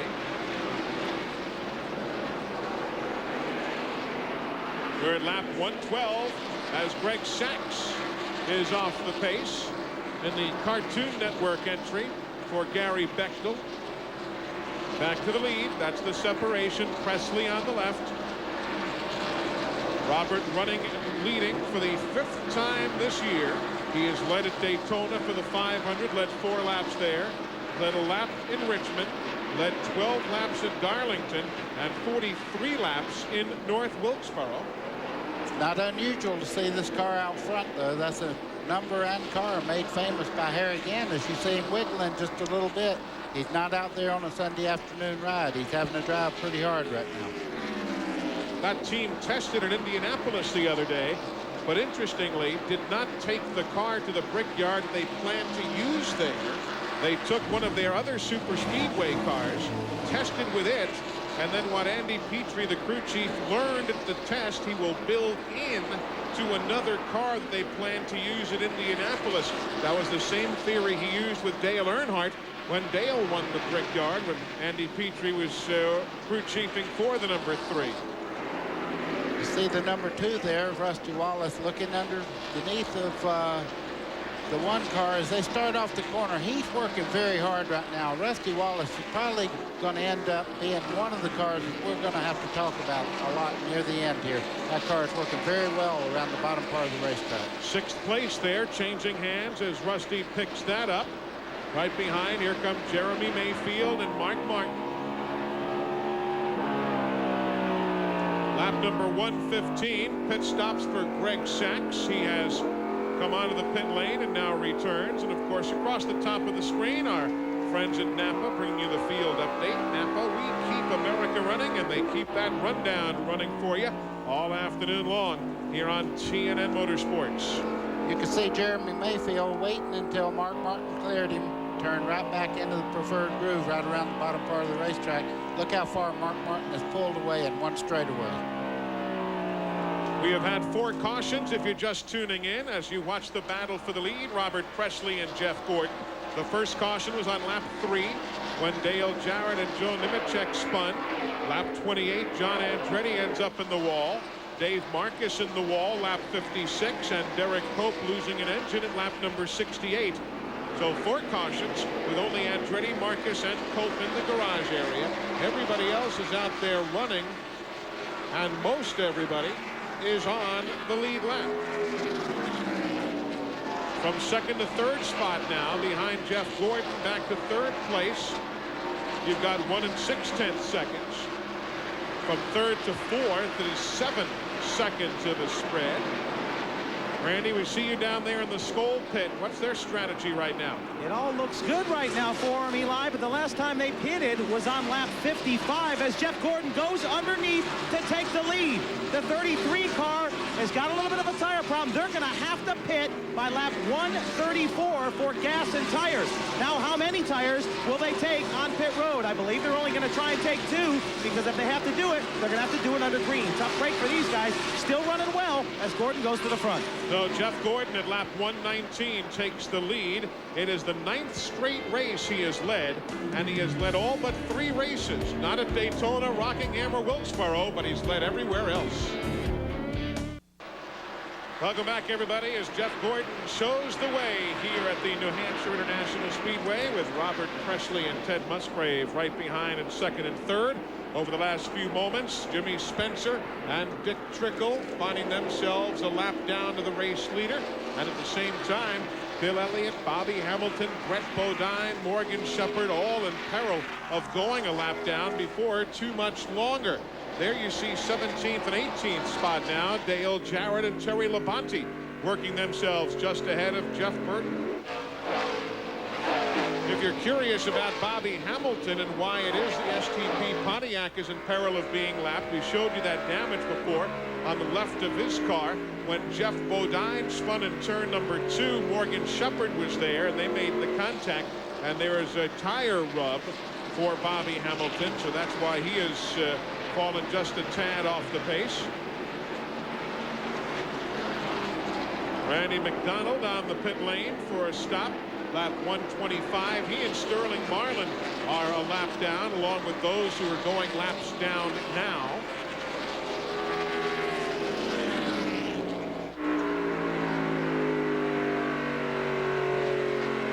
.126 laps on the board as we ride with Jeff Burton. Eli, you can see the headrest there on the side of that seat. They're really using that. Watch it when he goes in the corner here. You see the little bit of the X-side battery. Watch that headrest there where his head's pushing on the side of that seat. Meanwhile, Ernie Irvin, Johnny Benson, 28 and 30, dealing there with the Jimmy Spencer machine. I'll tell you, a lot of these cars now beginning to skate just a bit in the corner. There goes Ernie Irvin. He'll take 4th away from Johnny Benson of the Pennzoil Pontiac. Eli, what's happening right now is you're getting a lot of rubber buildup outside the groove there. Once you get out of the black part of this racetrack into the gray. Caution is on the speedway now. Caution coming out on the speedway. And they are going to check the corners. We showed you the cars skating in the turns, and there was some concern, so NASCAR is putting out the caution right now, and they are going to go out there and take a close look and possibly blow off some of those little pebbles on the racetrack that has obviously been causing some problem here. We had just commented that even some of the very fine runners today were beginning to skate around just a bit. So we are under caution for the 5th time today. I really commend the Winston Cup directors for throwing a caution when it looks like the track is, starting to give some problems like that, because it not only hurts the competitors, but it doesn't make for a fair race. And we should establish, and you ran here the other day, we should establish that it's not really the asphalt coming up per se. There's a bit of an area there with sealer on it, and I guess part of that has been rolling up, if that's the right term, or something. I think so. I don't think it's the problem with the asphalt here. It's just a matter of the sealer they put down to help preserve the asphalt. They have a lot of hard winters up here, and that sealer's starting to come up. You got to remember too, you have 40 cars out there that are rubbing off a lot of rubber on the tires, and it has nowhere to go. It's not a self-cleaning track. It's flat. Pit stop time. Randy Pemberton's watching Presley's bunch. Well, Robert called for 2 ice bags. They're a little hot in the car. Got a drink of water. Nice throw by the guy with the ice bags from behind pit wall. 4 tire stop. No adjustments other than air pressure. 4 tires. Working on the left side. He's getting ready to take out Jared. Presley's away. Well, they changed the right side tires on Jeff Gordon. They put some used left sides back on it. They're also making the rear track bar adjustment. And Terry Labonte beats everybody out, so I suspect he only changed 2 tires. Gordon changed 4. So some lightning quick pit work now as we work under caution here at lap number 129. There you see the track cleaning going on out there in the corners as those little pebbles up against the wall are the concern right now. Today's exclusive coverage of the Jiffy Lube 300 on TNN is brought to you by Napa Auto Parts. At Napa, we keep America running. And by Peerless Faucet. Get more out of your faucet than just water. From high above the New Hampshire International Speedway, the Duralube aerial camera with some great panoramic views of the beautiful granite state of New Hampshire. While you were away, pit stops. Let Darrell Waltrip lead one lap. He led lap number 130. Terry Labonte now showing the way at lap 131, Randy. I'm sorry, Eli. I was talking to Gary Dehart over here trying to figure out exactly the strategy that they used. Gary, you decided to take on only 2. Was it for the 5 bonus points? Well, yeah, that had a lot to play in it, but you know, everybody else has been taking on 2, and they've been running pretty good. So we knew everybody else was on 2, so we said, well, we know they're going to put on 4, so we'll take 2, try to get them back out in front of them, and we did. It worked. We got him 5 extra points anyway. We might go to the back from where we are right now, but at least we're at the front right now. Okay, he also told me, Eli, I was talking to him when you tried to throw it to me there. He said, man, we put the wrong shocks on the car. We got the wrong springs. We brought the wrong car. But he said it's still early, so we're going to ride it out. So they made a nice move there for 5 bonus points, though. Terry Labonte has posted 7 straight top 10 finishes here in 1996. Meanwhile, here comes Bobby Labonte again. He's wearing the Oakland Raiders headgear today as part of his NFL associate sponsorship, but he's visiting you far too many times, Glenn Jarrett. Yeah, I'm a guy he doesn't want to see this often. He don't want to see me ever this often, but he's got a transmission problem. They've got the thing locked into high gear right now. I noticed when he took off a while ago, he couldn't get up to speed. Also, we've moved down below Jeff Gordon. I want to get my cameraman to show you NASCAR has not allowed them today to use the very end pit space down here. They had to go back 1. Now, what this means, a big deal, there's nobody in front of them. Well, as I told you, Terry Labonte beat Jeff out of the pits that time. The last pit space is right at the end of pit road where they time him. As soon as Jeff moves, he's crossed that line. He's the first car out. Now he has to go the equivalent, as you see Bobby Labonte pulling out right now and crossing that line. That's where they mark who's leading the race. It's cost Jeff the lead twice. He's not happy about it. Terry Labonte is currently the race leader. Took the advantage at lap number 131. While we continue to work caution for the 5th time, we've got a chance to bring you a Peerless Faucet. Innovation in motion. Peerless Faucet. Get more out of your faucet than just water. One of the things we're most concerned about on the shorter flat tracks is brake temperature. Because they use the brakes so hard getting into the corner, it creates a lot of heat. How do we get rid of that heat? We take air in through the nose of the race car, into a large plenum, through hoses, into a brake duct. That air reduces the brake temperature greatly. Heat them up in the corner, cool them down on the straightaway. Sounds easy enough, although for years they couldn't quite do that well enough at a track like Martinsville. I always say, heck, we can put a guy on the moon. We can't woe a car down at Martinsville. Go figure. Getting set to go back to green, and there's a familiar sight. Terry Labonte and Jeff Gordon in the top 2. You realize that since 1994, Labonte and Gordon have been either first or second 36 times. Pretty strong for Hendrick Motorsports. Here we go, green flag in the air from Carl Simmons, who subs today for Doyle Ford. And here comes the challenge of Spencer trying to get a lap back in the 23. He does it. Jimmy Spencer back on the tail end of the lead lap. Boy, Jeff Gordon got hung out there. He got a little bit sideways, didn't get a good run down the back straightaway. And there's Bobby Labonte. Obviously, his transmission problems acting up again. Presley gets around Gordon. Here comes Rusty. That's 2nd, 3rd, and 4th being battled for. We're at lap 136 of 300.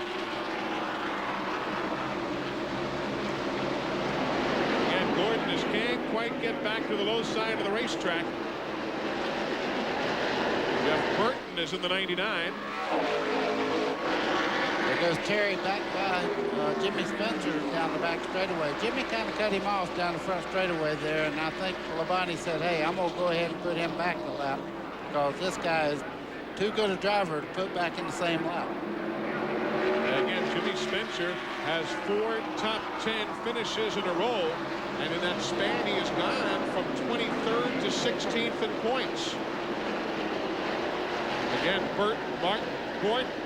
Gordon cannot get off the corners right now. He's been on the inside and not get off the corners very well. Something's wrong as far as the handling on that car right at the moment.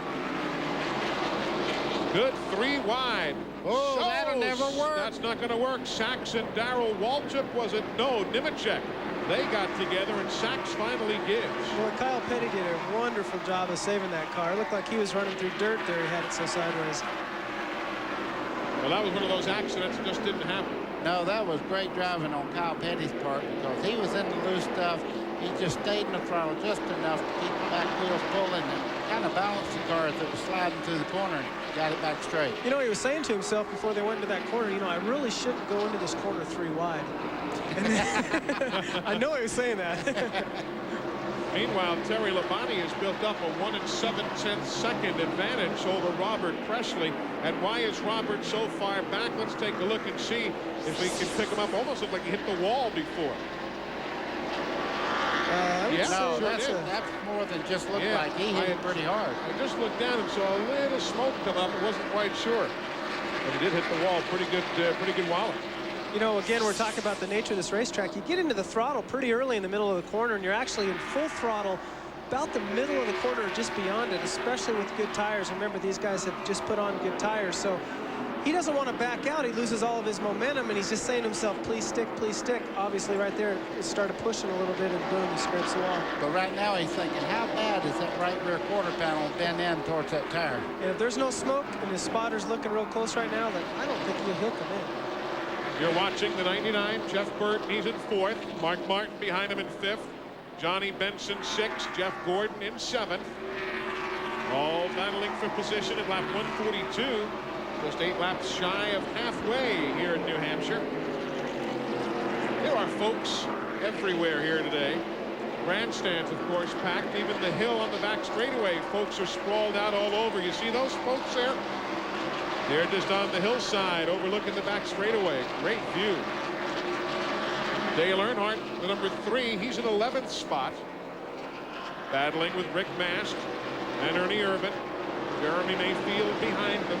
Now Ernie has this spot going down into turn 1. Just watch it. Nobody wants to be on that outside right now, not going into turn 1. Yeah, you really got to protect the inside. We've seen that over and over today.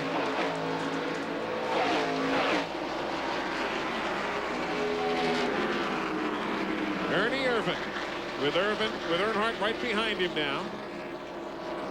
Dale Earnhardt, the only driver with 11 top 5s in the first 15 races of the year.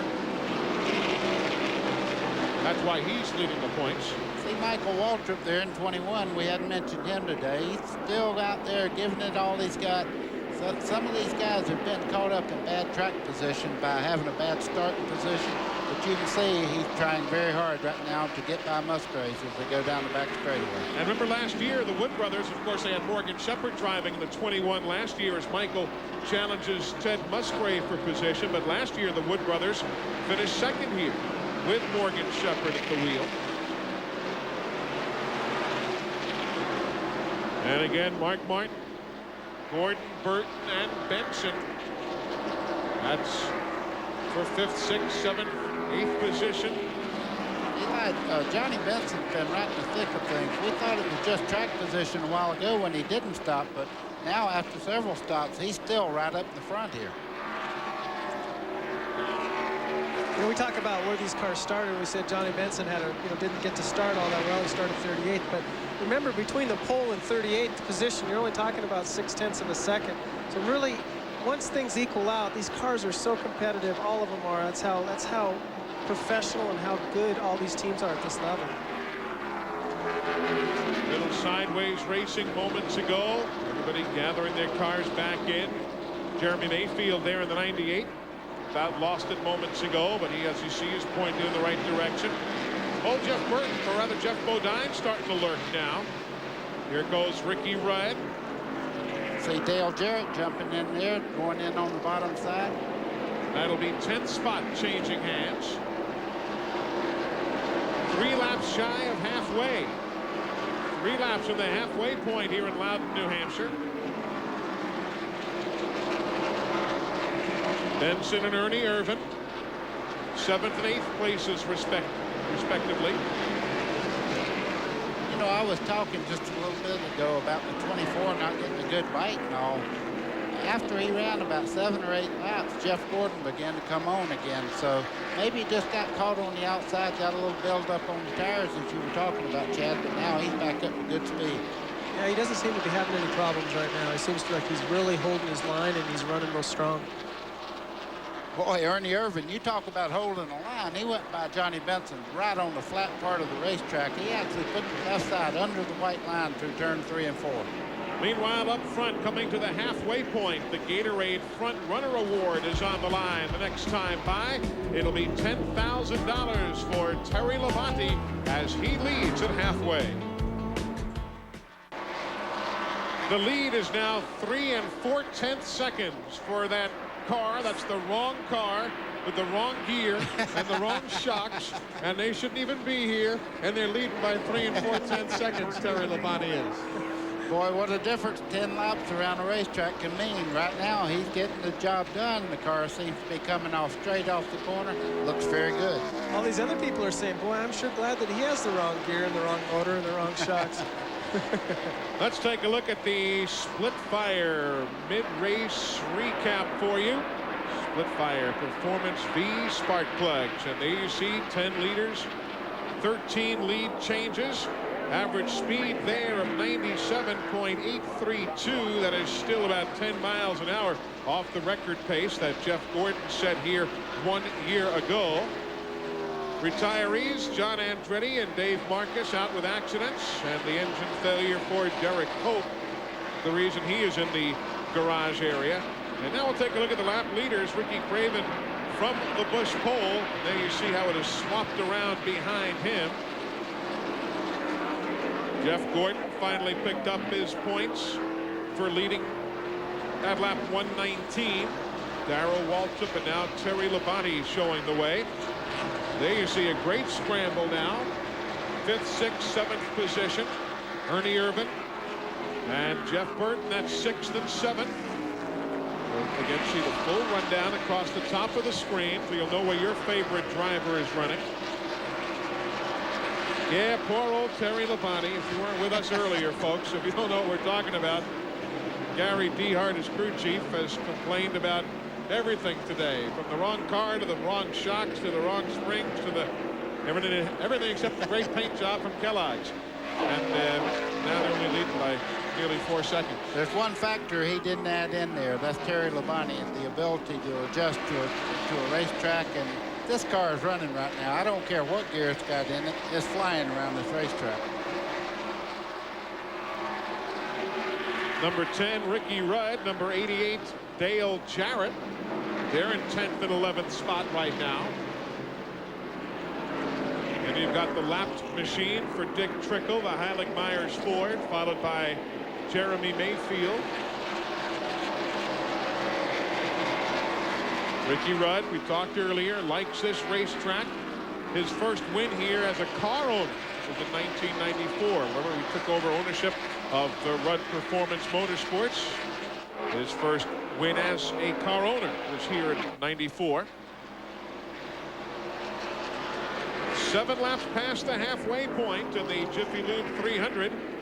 Back to Jeff Gordon and Ernie Irvan. That's 5th and 6th you're looking at. Jeff Burton behind them in 7th. I know one thing. If Ernie Irvan ever does get track position back up near the front, that guy is flying around this racetrack. He can turn left and pass about any car on the track. And right now, we're laughing about Terry Labonte flying, but he's out there by himself right now. He's not in lap over traffic. Darrell Waltrip's in the wall.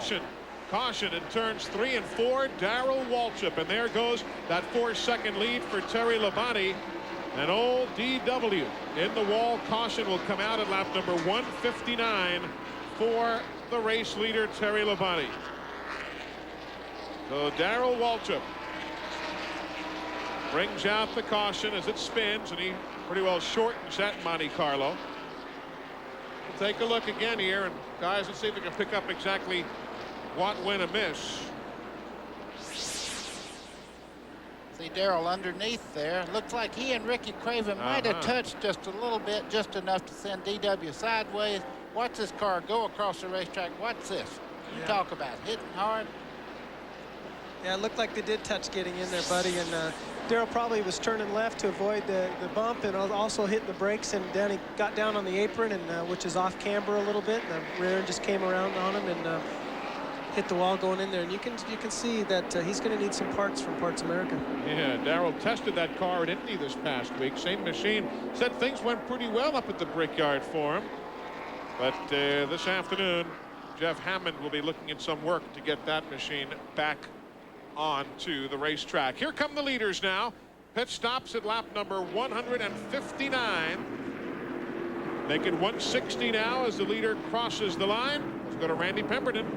Believe this, right side tires only again for the 5 team. They must be getting extremely good tire wear. Labonte down and away. Glenn. Well, up here, Ernie Irvin has come in there for right sides only. Rusty Wallace right behind him is going to change 4. Ricky Rudd down and away. He only changed 2. Ernie is blocked in the pits by Joe Nemechek. He can't get out. He's lost 1, 2. Oh, he lost about 4 spots. Rusty Wallace down and away. So there's a tire out on pit road. Tough break for Ernie Irvin. It cost him some track position. Man, things are tight in a hurry there on the pit lane. Darrell Waltrip goes to the garage area as we continue under the caution. Stick around. We're coming right back with more from New Hampshire. Highway transportation provided by Cedar Ridge RV Center, Branchville, New Jersey, featuring Winnebago Motorhomes. Call 1-800-988-4884 and find out why Winnebago is the choice of champions. Commercial transportation for this broadcast has been provided by Ryder, the official transportation company for Opryland. Well, Dale Earnhardt did not pit. Johnny Benson did not pit, nor did Bobby Hillin Jr. So Dale Earnhardt at the head of the field picks up those bonus points for leading, effective at lap 162, as the field gets set to go green in one more circuit around the racetrack. Darrell Waltrip has gone to the garage area, done for the day. Joining John Andretti, Dave Marcus, Derek Culp already there. We'll be hearing from DW, we hope, in just a moment or so. By the way, while we get a chance here, before we go back to green, Chad Little, talk about the problems you guys had on pit road the other day. One of your guys got banged up pretty good. Yeah, luckily our tire carrier Scott Kimball, he got hurt yesterday during a pit stop and broke his left femur. In fact, he had a compound fracture, and they did surgery on him Friday evening in Concord here, and the surgery went well, and he'll be going home tomorrow. But we wish him well, and I'm sure he's watching right now. And in fact, I think he's with my wife Donna, and they're watching it together in the hospital. Yeah, Glenn gave us an in-depth look at what transpired down there during the Stanley 200. A strange freak accident. We certainly hope he's okay.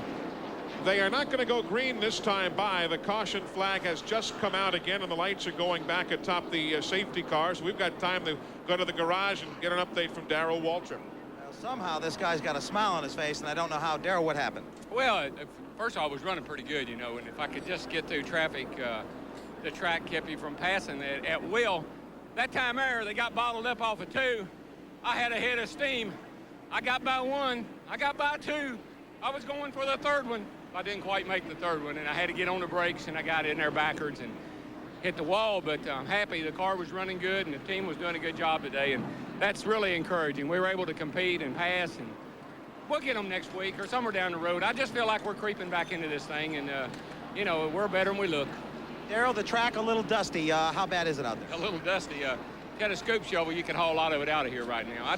I wish television would go out there with a shovel and scoop up some of the stuff so the fans at home could appreciate what it's like. It doesn't look bad on TV. I watched Milwaukee last week, and I said, don't look that bad. But I'm telling you, you cannot get out of the groove. If you do, you're out of here, or at least you lose a lot of spots. So it bit me. I know better, but you get bit every now and then. Glad you're okay. Darrell Waltrip in the garage area. There you see some of the work being done on the racetrack right now. Some water apparently seeping through. Again, we had torrential rains here over the last day with Hurricane Bertha coming through. So over there near the middle towards turn 3, they're taking care of some of that running water. We're coming right back. Stay with us. The Duralube aerial camera bringing us these overhead views of New Hampshire International Speedway. Beautiful, beautiful day today. After the tough day here yesterday, track cleaning still underway. Cars going by as you take a look at the attempts to get things all bottled up there in the corners. Got to say congratulations to all the NASCAR fans in Texas, as many of you I'm sure have heard by now. April 5th and 6th of next year. NASCAR going to Texas, the Busch Series and Winston Cup races the weekend of April 5th and 6th. And as we mentioned with Bob Baer earlier here today, the second NASCAR Winston Cup date for New Hampshire, September the 14th of 1997. So our congratulations all the way around. Texas is going to be a lot of fun. A lot of good racing fans there. It should be real exciting too, because it'll be the first time that I can remember that NASCAR's gone into besides the Texas World Speedway and raced there in the recent years. So I'm sure that it'll be very exciting. And before he starts throwing stuff at us, let us mention that yes, Buddy Baker did win at the Texas World Speedway. Thank you very much, Eli. It's nice to hear something nice out of you every now and then. Oh, come on now. Here's something nice you can do. Go to NASCAR Thunder. The official store of NASCAR is now open at the Gwinnett Place Mall in Atlanta, Georgia. And there are new locations coming soon to the Hayes Mall, Ames Mall in Winston-Salem. That's opening up in mid-August of this year. And the Westtown Mall in Knoxville, Tennessee, late September of 1996. NASCAR Thunder is the official store of NASCAR. And there'll be other ones opening soon near you. So swing on by and check it out. Dale Earnhardt is the race leader. Johnny Benson is second. Terry Labonte third. Then Jeff Gordon and Robert Presley. That's the top 5. Ricky Rudd is 6th. Mark Martin 7th. Dale Jarrett is 8th. Kenny Wallace up in 9th. And running in 10th is Ernie Irvin. We continue under caution. The 6th of the day. The Smokin' Joe's team ready to get back at it. We'll do it in a moment. We are one lap away from going back to green. TNN Motorsports happy to present the second annual NASCAR Family Cruise, December 9th through 13th. Got the sound effects there, Buddy Baker? 5 days, 4 nights on the big red boat to the Bahamas. I'll be along. Kyle Petty, Morgan Shepherd, Ted Musgrave, David Lee Murphy's going to be there. All sorts of great times. You might want to check it out. Kyle Petty's on the list. Brett Bodine, Lake Speed, Hud Strickland, Joe Nemechek. The list goes on and on. The cruise benefiting the Winston Cup Racing Wives Auxiliary. The proceeds going to the trust fund, which helps the family of drivers who are injured. A few cabins still available. 1-800-227-8605. That is the number to call for more information. Going back to green, Ricky Craven's been on the pit lane 3 times in the last handful of laps, making a few adjustments. Craven, however, remaining on the lead lap, the last team on the lead lap in 30th spot. Wally Dallenbach made a quick pit stop moments ago. Eli, how would you like to be Earnhardt on old tires, and Jimmy Spencer's got 4 new ones trying to get a lap back going down the front straightaway here? Let's see what happens. And Dale Earnhardt didn't pit, nor did Johnny Benson. Spencer's got the lead lap back. Bobby Hill in the 77, he did not pit either. Here goes Benson. Whoa. Hang on. Remember, until we get a little heat in these tires too, you're also looking at that's partly why they jump sideways in the first couple laps. Not only are we dealing with the track giving us some problems, but there's no heat in the tires. Again, Johnny Benson has never led a NASCAR Winston Cup race. He had the pole at Atlanta, then had the accident in final practice, going to a backup car, and he starts at the back. Here he is leading for the first time in his NASCAR Winston Cup career. Johnny Benson in the Pennzoil Pontiac shows the way here at New Hampshire.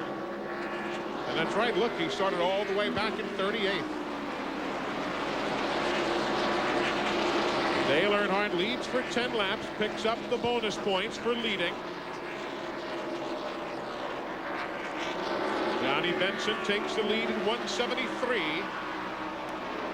Earnhardt second, Hill in third, Terry Labonte is in fourth, Jeff Gordon in fifth.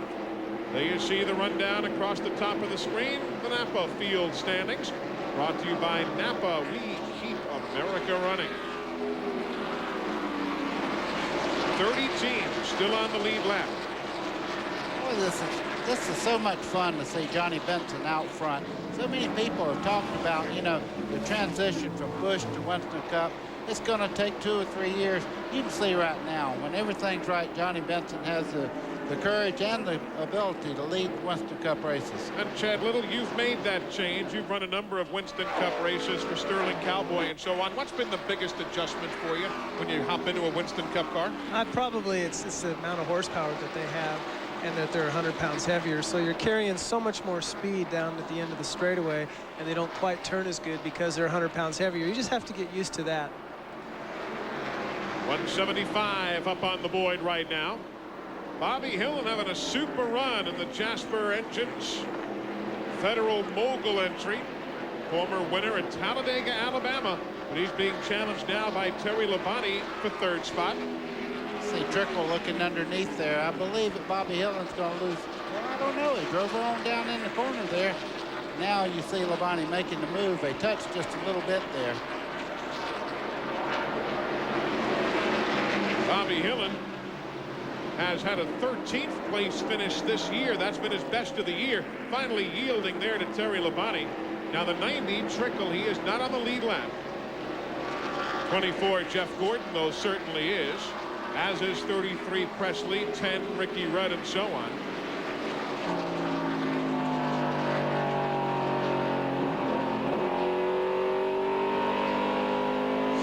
Frustrating race right now for some of these guys that are one lap down, because this is a kind of place, like we've alluded to all day, you can't run on the high side. So like Dick Trickle right there in the Heilig Myers Ford, he'd like to get on the high side and let these guys go that are on the lead lap. He doesn't want to hold them up, but he knows if he gets on the high side, that he's going to go from the position he's in right now to clear to the back of the field. Yeah, it'll be Tuesday till he gets back in line. I mean, and that's a fact. He could be my age before he got back in line, Eli. That's the battle for sixth spot. Ooh, close call again. It's not over yet. That's Jeff Bodine getting by.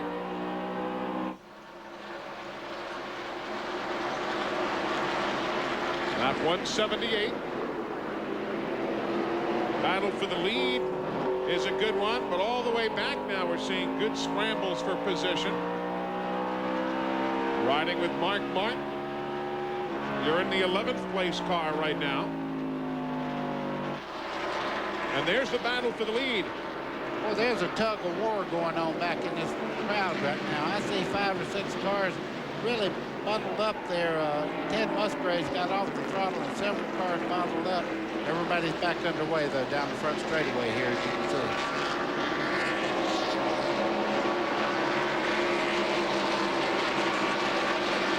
Rick Mast in the 1. Lake Speed in the 9.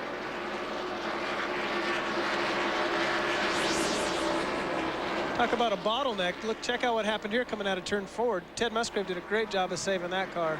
Everybody behind him did a good job of collecting their cars and not just getting back in the throttle and causing a huge chain reaction too. You know, and again, you know, we need to point out why that's going on, and that is these guys are so protective of that inside groove. Nobody wants to get out there on the outside right now because the inside's working so well as compared to the outside. So they're fighting to get down low again. Eli, let's talk about this 5 car not having the right gear. You can see right now he's going right back into the lead again. I think what's happened right now is the racetrack has come to the 5 car, and Terry Labonte's doing a great job. And as you can see, he's already up to second right now. And watch him when he comes off the corner here. He does not give up anything to anybody. Terry Labonte, if you're just joining us, led 30 laps from 131 to 161, and we keep alluding to not having the right this and the right that. That was the lament we heard right from the crew chief, Gary Pehart, earlier today. He said we've made a bad selection on gear. We probably shouldn't even bought this car here, and so on. And that's what we keep referring back to. You know, let's say that he did choose a taller gear, which he may have at the start of the race. When the tires were new and the track was cold this morning when we started, it may have looked like he had the wrong gear.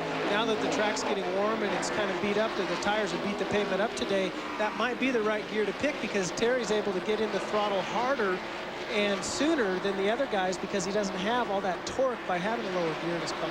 He's giving Johnny Benson a wake-up call there. He gave him a little nudge there just to let him know, yes, I'm trying to get by you, but look at Benson fight back. Johnny Benson, leading for the first time this year, has led for the last 10 laps. Johnny looks strong coming out of the corners. I'd love to see the Bahari team get to victory lane. It's been a long run for Chuck Ryder and everybody there. Look at the 24 car there. Jeff Gordon move in and make it. The first 4 cars are nose to tail right now. And both the Hendricks cars just a second ago only took on 2 tires. So right now, how many tires you take on don't seem to mean a thing here.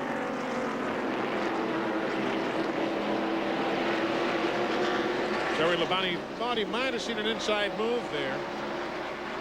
And just stays right behind Johnny Benson. Single file all the way back. I mean, exactly. Everybody on the racetrack now is nose to tail.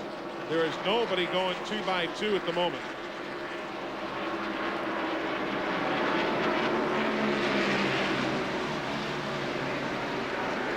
Terry Labonte second. Dale Earnhardt third. Awful close there. All you'd have to do is check up a little bit and you get a boot, wouldn't you? Labonte's handling so well, though, too. You know, we can't overlook that. He's really able to get even lower than Benson, who's awfully low on the racetrack, too. Benson's right down on the yellow line coming through the corner there, but the one thing you notice was Terry looked even on the flat part of the track to the left side. Here comes Gordon in the third. You know, on television, it looks like you can go below that yellow line that our viewers can see on the inside there to the left of the cars. But that is actually off camber. It actually comes up a little bit to the left or uphill. So you dip your left side tires below that yellow line, and what it does is it de-wedges the car. It gets very loose. That's why you don't see anybody making a pass there. They might dip their tires in a little bit as they drive into the corner or come out, but it's not an easy place to run for a long time. Eli, I don't like to say this, but this is not going to last. I see Terry Labonte trying every corner to get by, and they're going to jam up here pretty quick, I believe. Yeah, they're already starting to scramble back at 14th spot. That's what you're seeing now. And Mark Martin has everybody swing by. Jeremy Mayfield. Boom, bang, into the wall. Morgan Shepherd, he's there too. They are 19th and 20th spot.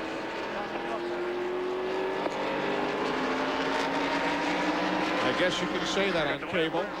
If not, you can. If not, you can now. I think what he said is he hit the wall hard there, and it shook him up a little bit. Good cover. Pretty sure that's what I heard.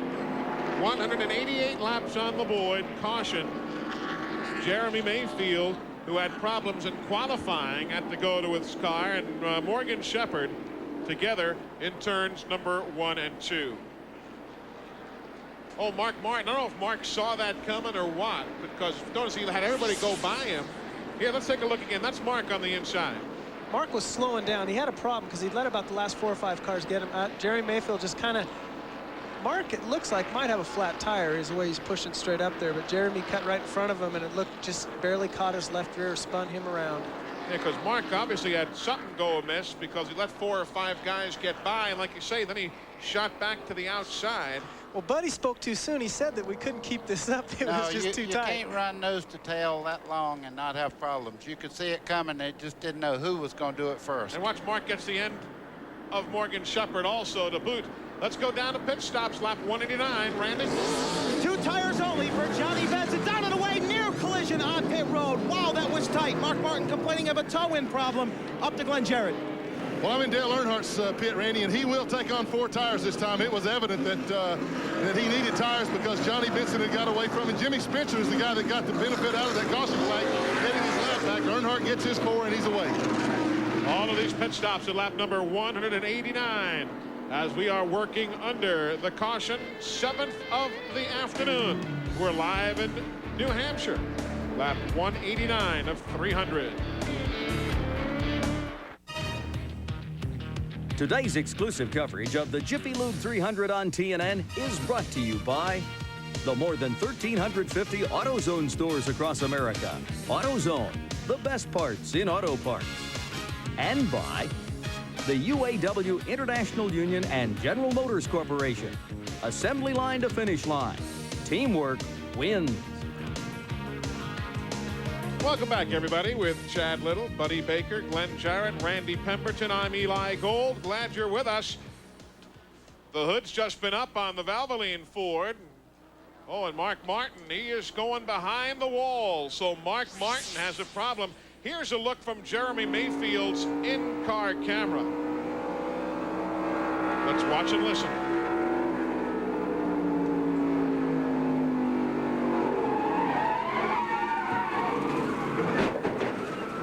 My goodness, that's violent. Yeah, it's, you know, the TV still doesn't do it justice because sitting in the car there, it makes, I saw Buddy over here. He was hiding underneath the table as soon as he hit the car, hit the wall there.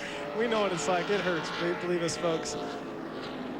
Some teams did not pit here. Jeff Gordon did not pit.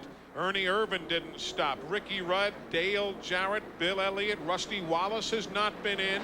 Rick Bass did not stop, nor did Bobby Hamilton. Lake Speed and the Spam car did not stop, and obviously, Glenn, many guys did. Obviously, a big difference in thinking here. Well, one of those, Dale Earnhardt, had to stop, and I misinformed you there. They decided right at the last minute to only take on 2 tires. The deal is, we're at lap 191. We've got 109 laps to go. Those cars that did not stop are only going to have to make one more stop if this thing should happen to go green the rest of the way. The guys that pitted this time also will have to make another stop. So, you know, the strategy right now is playing into the hands because of track position that the guys that stayed out there have over the guys that pitted. So, you know, if it goes green the rest of the way, everybody is going to have to stop one more time. It looks good for guys like Jeff Gordon, Ernie Irvan, Ricky Rudd, Dale Jarrett, those guys that stayed out right now. And there you see Jeremy Mayfield's RCA machine. Chipper and Nipper not too pleased this time around. Tough day. We're coming right back. 28 cars remaining on the lead lap as we are a lap away from going back to green. We're under caution, of course, because of this incident in lap number 188. And Jeremy Mayfield and Morgan Shepherd, with Mark Martin there watching.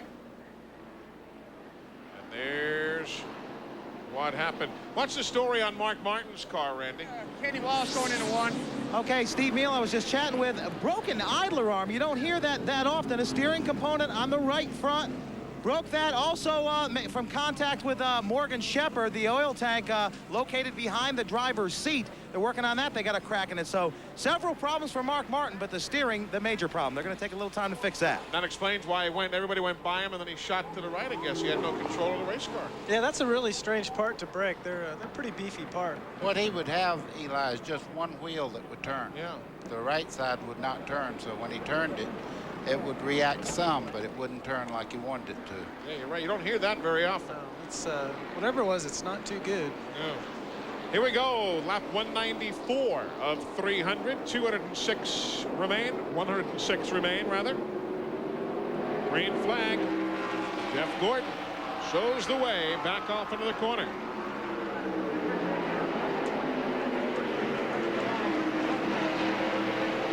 Remember, Johnny Benson pitted, yielded the lead at lap 189. Gordon did not make a stop. This is what I've been wanting to see all day long. This is Jeff Gordon leading right here, and the 28 car there of Ernie Irvan has been one of the quickest cars out there all day long. He's had some bad track position, but when he gets up to Jeff Gordon, we're going to see who has what in a hurry. Bobby Hamilton on the move, also mid-pack. He picks up a couple of spots upon the restart. So the STP Pontiac being heard from again. Now remember, the 90 is not on the lead lap. Dick Trickle, he is being shown a lap down in 29th spot. Eli, what I'm seeing, though, he's not hurting anybody right at the moment. He's running just as well as Jeff Gordon is.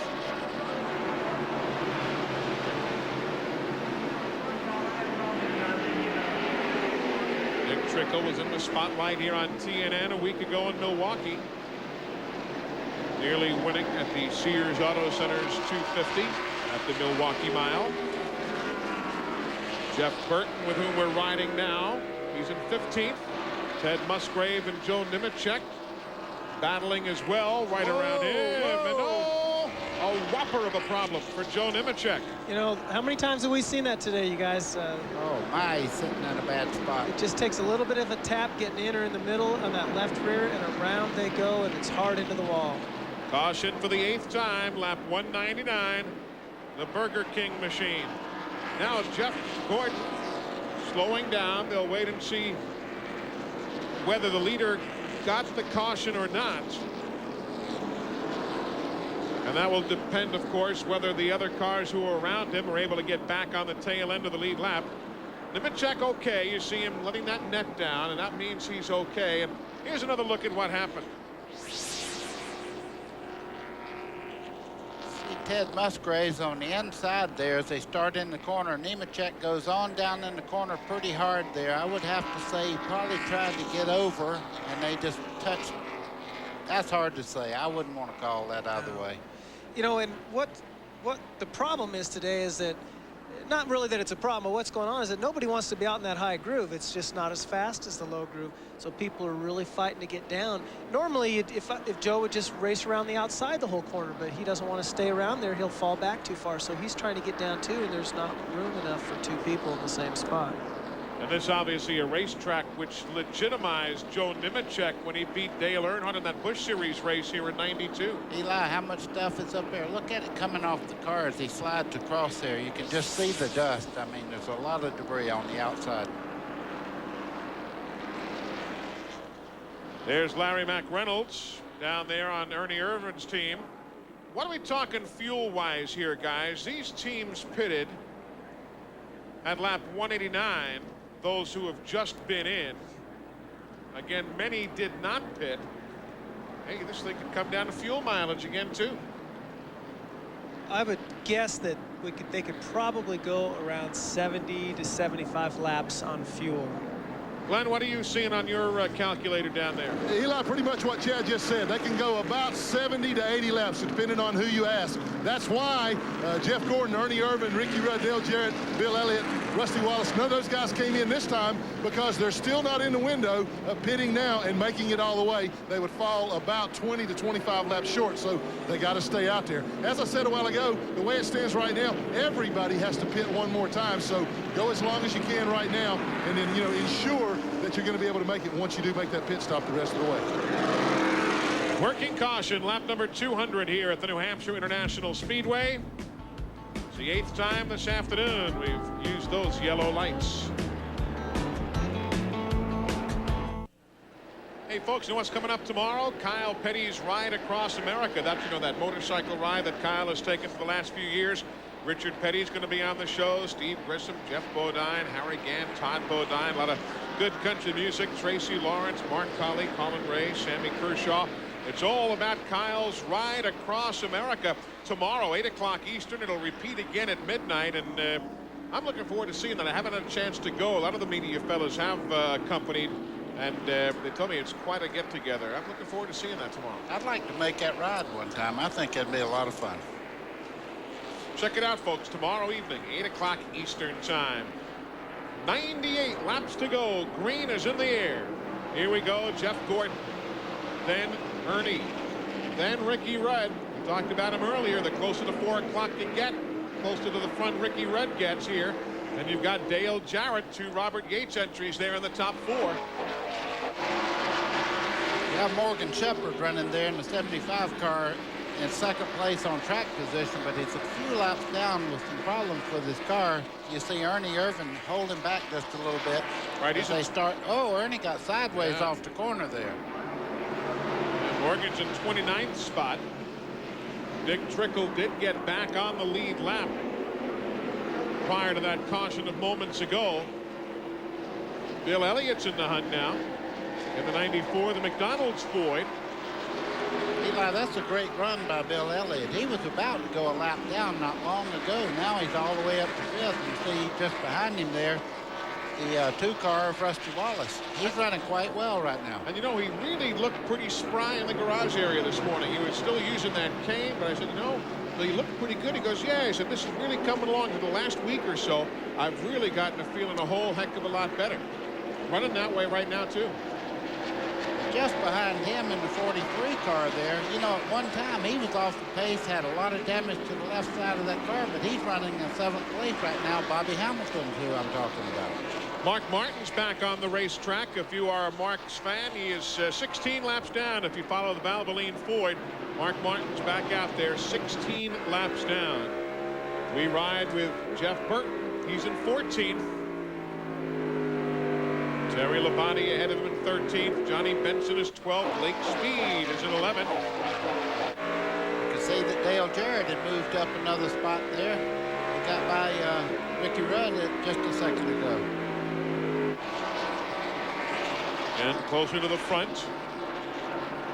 Looking from 4th on back now. Dale Jarrett having made the move around Ricky Rudd. He'll close in on his other Robert Yates teammate, Ernie Irvan. They're going 2nd and 3rd right now.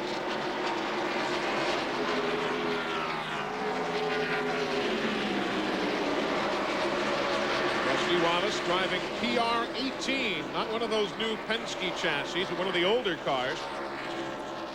It's winless, that's why it has no name. It is going by Penske Racing number 18. But it does have 3 top 5s and 5 top 10s, that particular Miller car. I was just thinking, Rusty Wallace, it'll have a real name before long if it don't win soon.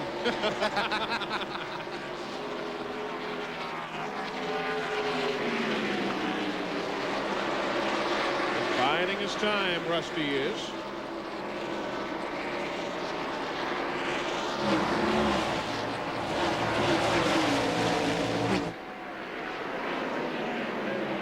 Up front, Jeff Gordon still showing the way. Took the lead at lap number 190. There he is on the left of your screen. And the separation from himself back to Ernie Irvan, the 28. And Morgan Shepherd in the 75 is a lap down. Jeff Gordon won this race last year from 21st starting spot, if you remember, had to qualify 2nd round after wrecking in time trials and bush pole qualifying. Went on to lead, what, 126 laps here last year. Started midfield today, 16th spot. Well, they've adjusted on the 24 car much of the day today. They seem to be running well, but now we have the matchup. Ernie Irvan is cleared the car of Morgan Shepherd now. I think if he gets up there, we're going to see a whale of a race, because I really believe the 28 car may be the fastest car on the speedway. Could well be. There is Ernie right there. One of the big stories this year have been super speedways, particularly for Jeff Gordon. He has 182 fewer points on super speedways than Dale Earnhardt. Jeff has 3 DNFs this year with Daytona and Rockingham early, you'll remember, as the big stories there. Earnhardt has only failed to finish the one race at Pocono, and he came home 32nd. So super speedways have been a big story in Jeff Gordon's year. Now you look from 4th on back. Rusty Wallace in 6th, Bobby Hamilton 7th.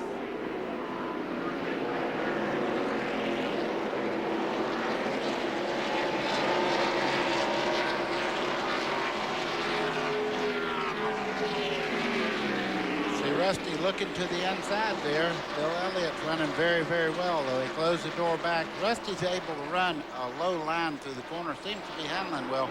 But here, Chad, you just don't pull out and blow by somebody unless you have a tremendous kick from the center part of the corner off. Yeah, there's no question about that. It's a tough place to pass it, as we talked about all day long. And one other thing we have working against us is that outside groove just isn't the place to run today. So you really have to be quite a bit quicker. The car in front of you, got to get position on them, get the car turned, and like we said, drag racing down the straightaway. Then we've seen what happens if you try beating them into the corner, and you bump them a little bit on the left rear quarter panel there. That's the progression you've been watching for the STP Pontiac. Meanwhile, right now, Jeff Gordon leads the race, and you know, if this race ended right at this very second, Gordon and Earnhardt will be tied in points, but it's not ending. We've got some 70 laps to go. It was back in September of 1951 when NASCAR first came to New England at the Thompson Speedway in Connecticut. Now we're here at the New Hampshire International Speedway, and you're looking at that beautiful track from the Jiffy Lube aerial camera, giving us these overhead shots. Neil Cole won that first race in New England for the NASCAR Winston Cup Series in '51. Names like Emmanuel Zervakis have won up here in New England at the old Norwood, Massachusetts track. They've run Oxford, Maine, where Bobby Allison has won. Today, it's anybody's guess still. You're looking back in 13th spot. That's where Johnny Benson and Terry Labonte are currently mired. Lake Speed just ahead of them in 12th. Nobody's been able to sustain all day. Gordon's running well. Ernie Irvin certainly very, very strong. And as we told you, as of right now, if the race ended this second, it would be a flat-footed tie atop the standings.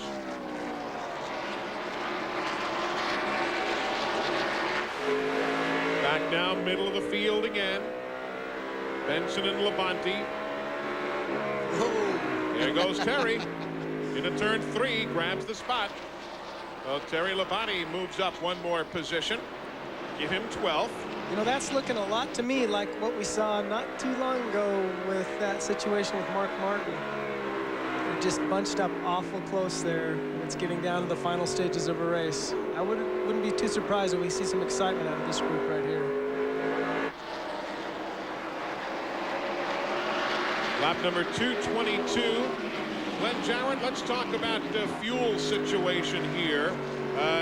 If we stay green, when must these guys positively, absolutely have to come in? When does Jeff Gordon's fuel tank run dry? Ray Abraham told me, Eli, would be around lap 250 or so. You can really figure, start looking around lap 245 for all these guys. The Fords aren't getting quite as good mileage as the Chevys are getting today here, but I'm going to say somewhere in the 245 to 260 range. If it goes green, then you'll start seeing these guys have to pit. Now, that'll throw the thing back in the favor of those guys that pitted, the last guys that pitted under caution, but only for a few laps. So, again, everybody's got to make one more stop. Let's start looking at about 20 laps or so. And Randy Pemberton, at your end of pit road, are we now in that window? We're about 76 laps from the finish. They could make it from here at your end of the track? Yeah, no question about it. The 28 car can make it from here. They're calculating. They were absolutely full of fuel on lap 160. They ran 23 caution laps, they figured. The bottom line is they want to know how much fuel do they dump in when they come in. They don't need a full 2 cans. It's only going to be a 2-tire stop, so you don't want to waste time on pit road under green flag with fuel that'll be wasted at the end of the race. So the bottom line is, how much fuel do they need? It's going to be the first can plus about maybe 6 gallons of the second can, and he'll be down and away. But it'll be probably around lap 240, they figure. All right, so we're at 225 right now as we follow Bill Elliott in 5th and Rusty Wallace in 6th. Great to see old Bill back in the racetrack and running this well. This is the best therapy he could possibly have right now. Out there competing, getting those muscles strong. Right now he's getting passed over by Rusty Wallace, but he's out there running a good race. So Rusty goes up to 5th. Bill Elliott now sitting in the 6th spot.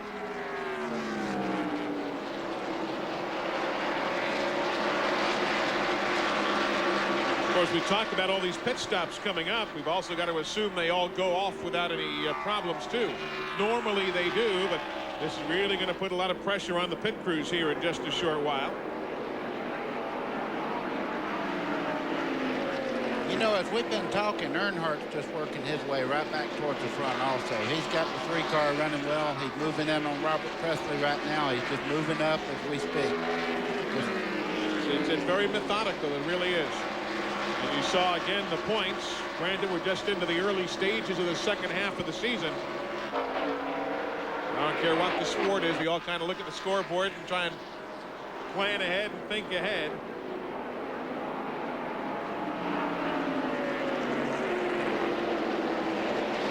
The other thing on the line today, the Winston Leader bonus, which is now up to $140,000 if the winner of the race is the NASCAR Winston Cup Series point leader. And that will be a $140,000 bonus available here this afternoon. What was the biggest payday? It's none of my business, buddy. Or give me ballpark numbers. Just thinking here, I mean, $140,000 bonus. You could be looking at $250,000 if everything goes right for you here today. What kind of paydays when you won the Daytona 500 or some of your biggest events?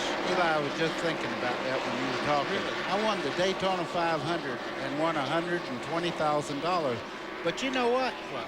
Back then, you could buy something with $120,000. It wasn't a down payment. Pre-inflation dollars.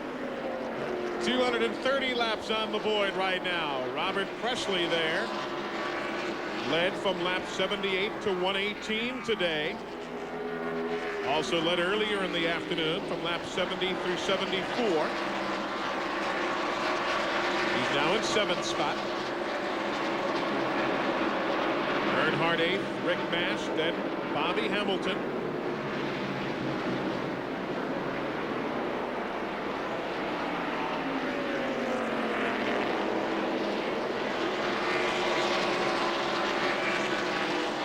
As far as the lead machines, there you see Sterling Marlin. He's about to go another lap down.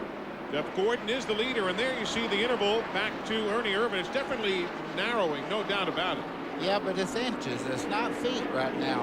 I'm watching the 3 cars. The first, second, and third place car. They're very, very equal as far as getting around the racetrack.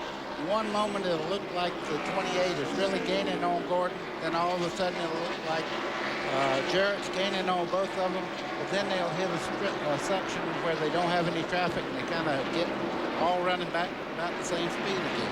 Here at the start-finish line, it's anywhere from 1 1/4 to 1.3 seconds. So it varies just a bit, but as Buddy was saying, it's not all as huge. Now you see this time by 1.4 seconds. So it varies that much in the span of one lap to the next. We're closing in on that final pit stop. It's all coming up shortly here in New Hampshire.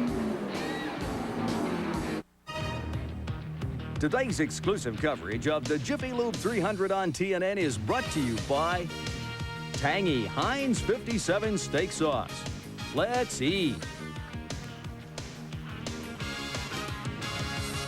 Folks enjoying themselves here at the Bears' beautiful racetrack, New Hampshire International Speedway, where next year there will be 2 NASCAR Winston Cup dates. There you see the interval and how it has varied over the last few laps from the leader back to Ernie Irvan. Or hasn't varied. Really. Or hasn't varied, right. Lap 237. Glenn Jarrett has an update on pit road. Well, this update actually goes to the Concord Memorial Hospital. We just got an update on Donna Labonte. She has been released from the hospital. Something's wrong with Gordon. Something's wrong with Jeff Gordon. Not to cut you off, Glenn, but something is wrong with the DuPont Chevy. He went into the corner, and all of a sudden, something happened. Whether it's an ignition problem or an engine problem, who knows? But that quickly, the complexion of this day has changed. There's your new leader. Ernie Irvan takes over the lead at lap 238. Eli, whatever it is, he went on the pit road where you come down out of the groove. You can see he's way away from the racing surface. He's coming to the pits. It's something he can't fix. And there you see the one man's poison is another man's passion, the glee in the Ernie Irvan pit area. Here comes Jeff Gordon now, as you see, just slowly coming down the pit lane. Ooh, there's a heartbreaker. Glenn, let's get back to you. Evidently, it appears that the battery's gone out on it, Eli. They brought the spare battery out here. It's ready to be put into the car, but nobody's saying much right now. They're awfully disappointed. To finish what I was going to say, Donna Labonte has been released from the hospital. She passed a kidney stone, so she's already out of there. Unfortunately, Jeff Gordon's on his way in here. Glenn, talk to the new fans in the sport.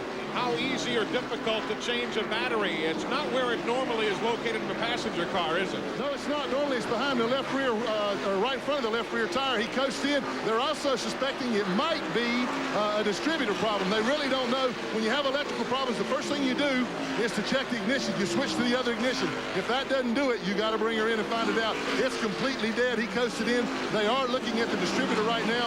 Evidently the battery will be the last resort, but he has no power whatsoever. And remember, we told you earlier, folks, not to just to remind you that it has been the super speedways that have been a bugaboo this year, with Gordon earning 182 fewer points than Earnhardt on the big tracks, including that 42nd finish at Daytona to open the year, 40th at Rockingham. Here comes Rusty Wallace now, inside that window of opportunity. Lap 241, the final pit stops. Randy is there waiting.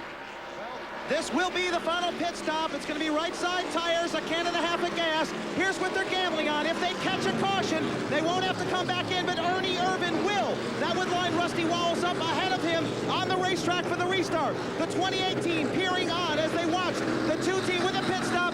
They're getting ready. Earl with the can of gas. Eric Barber. Got it away. Rusty's gone. And there they go. Meanwhile, on the racetrack, this is the battle for 6th you're looking at. Terry Labonte around Dale Earnhardt. Give him a spot. Eli, I think what we're going to see now, and Bobby Hamilton just coming down the pit road, is kind of confirming that the teams that are willing to take a little gamble right now, they're going to come in, whether or not they need to, exactly on this lap and gamble that there won't be any more cautions in this race. They're going to come in, just take on fuel. The teams that don't, they're going to pit later, putting them behind the guys that are coming in right now. So it's a little bit of a gamble. We call it short pitting here, and it could pay off if the race goes green the rest of the way. Last year, you remember at Dover, Delaware, some short pitting forced the hand. Bobby Hamilton, in that instance, short pitting, forcing the hand of Jeff Gordon a year ago at Dover. So it does sometimes force strategy to change. Here comes Bill Elliott. He's on the pit lane. Here comes Ernie Irvan now. He'll be making his stop to the attention of Larry McReynolds and the crew. Back to Randy. Well, you called it right, Chad. They short pitted the car. They wanted to get a couple of fresh laps or fresh tire laps out of that for the 2 car. Ernie Irvan brings the Haviland Ford to a stop. Norm Kutsamichu with the gas can. The first can is in. It's going to be right side tires. Nice job cleaning the grill. Here goes the second can. Norm shakes his head. We got enough. Down and away. Joey Knuckles nearly clipped on pit road. Great stop. Here comes Dale Jarrett. So the other of the Robert Yates entries, the Ford Quality Care entry, is in. Lap 245. Glenn, here comes your brother.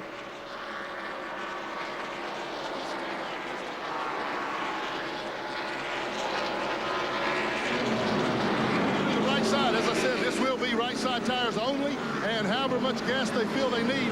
I'm watching the gas can right now. They're going to put a little bit of the second one in. They still got time. The car's up, he's down and away. It's going to be close. They only got about a third of that second can in. Kenny Wallace is on the pit lane. Late speed is in. You're looking at Robert Presley right now as he continues his way around the racetrack. The lead now being handed off towards Ricky Rudd at this stage of the day, as Ricky now is showing as the race leader. Behind him, you'll have the 33, Robert Presley, then the 5, Terry Labonte, Dale Earnhardt behind him. That's how they're running at this moment at lap number 246. If you're a Jeff Gordon fan, he is still on the pit lane. Hood is still up on the DuPont Chevrolet. And there is the race leader. Just for the record, it is exactly 4 o'clock. And I said at 4 o'clock we'll be talking about Ricky Rudd as the leader. Did I not? Did I not? As a matter of fact. Matter of fact, everybody gets lucky every now and then. Lap 247, he's showing the way. Well, this has been typical of a guy who's used to a slippery track, a greasy track, to later in the day. But this is far from over, certainly. Eli, I think the people or the guys running up in the front right now who didn't pit in that sequence we just saw, obviously they don't need to pit for fuel to fit right now, but what they're gambling on now is a caution. You either had to come in when those leaders came in, or you gamble on a caution. And I think that's what we're seeing Ricky Rudd, Robert Presley, and Labonte do right now. The other good part that we've watched all day long is fresh tires. They're not that important. You can run fast on used tires, so a splash near the end of the race, you're still in there. Dale Earnhardt, he's in 4th spot.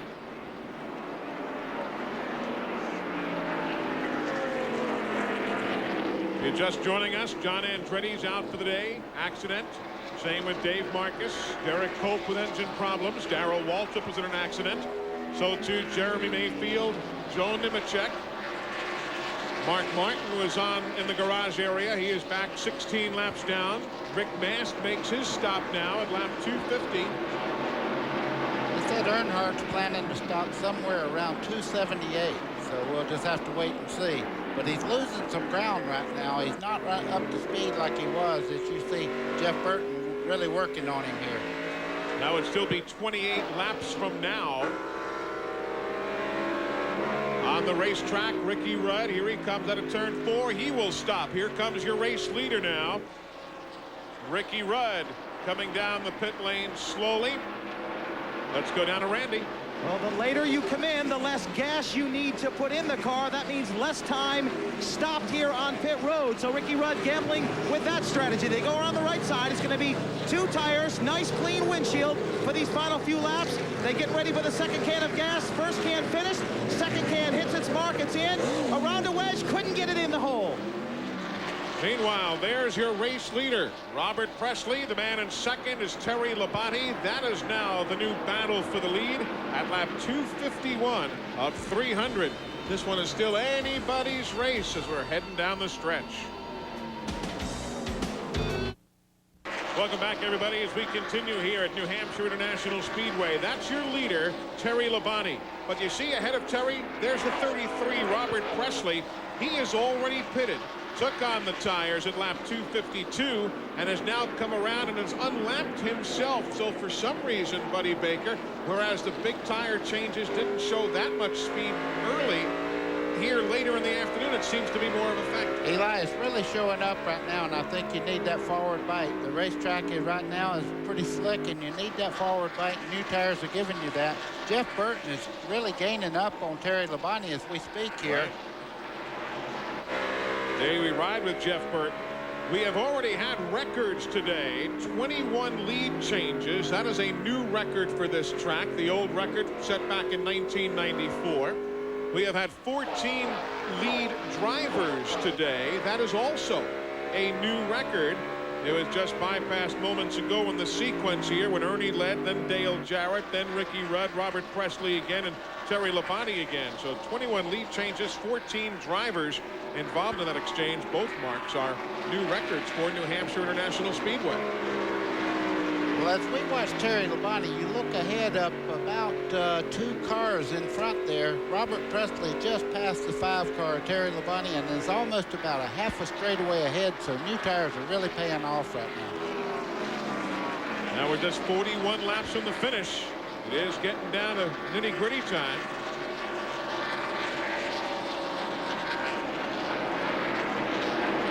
Terry Labonte last stopped at lap 189. We're now at 260.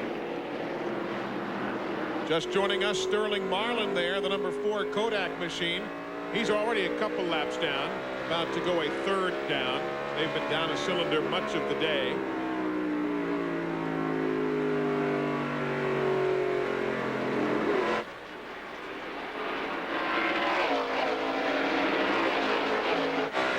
Well, Jeff Burton's giving it a heck of a ride here in the 2nd spot. Of course, he's going to have to stop too. He stopped at 189 as well. I was just fixing to say, don't go there, Jeff. He looked to the outside on Sterling Marlin there, decided better of it. Now he's passing on the inside. That outside groove is very slick. Going around Greg Sachs. There you see Kenny Schrader in the 25. He's in 4th. Johnny Benson in the 30 is in 5th. We've got Bill Elliott's machine there, having already pitted in this sequence at 244, so he's not battling right now with Schrader and Benson. The 94 machine is back in 23rd spot.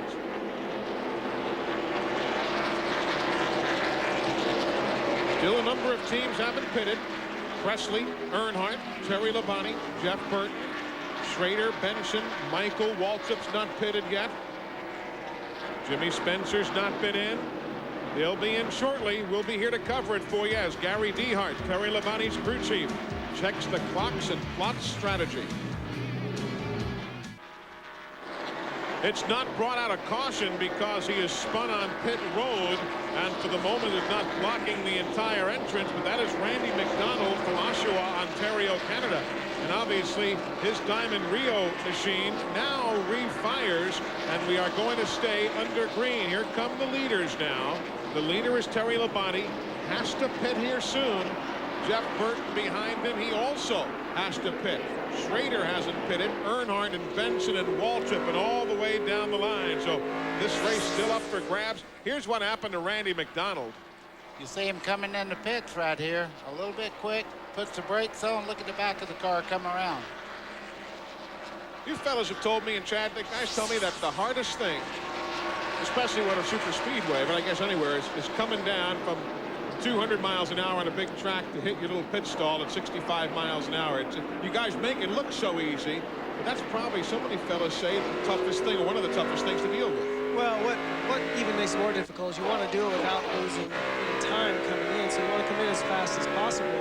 Remember, you're under green when you're coming in like that, so you want to come in from 200 miles an hour to 65 without losing any time. If the time you lose coming in the pits is hard to make up, so that's what makes it difficult. Hut Strickland is in. Bobby Labonte is in.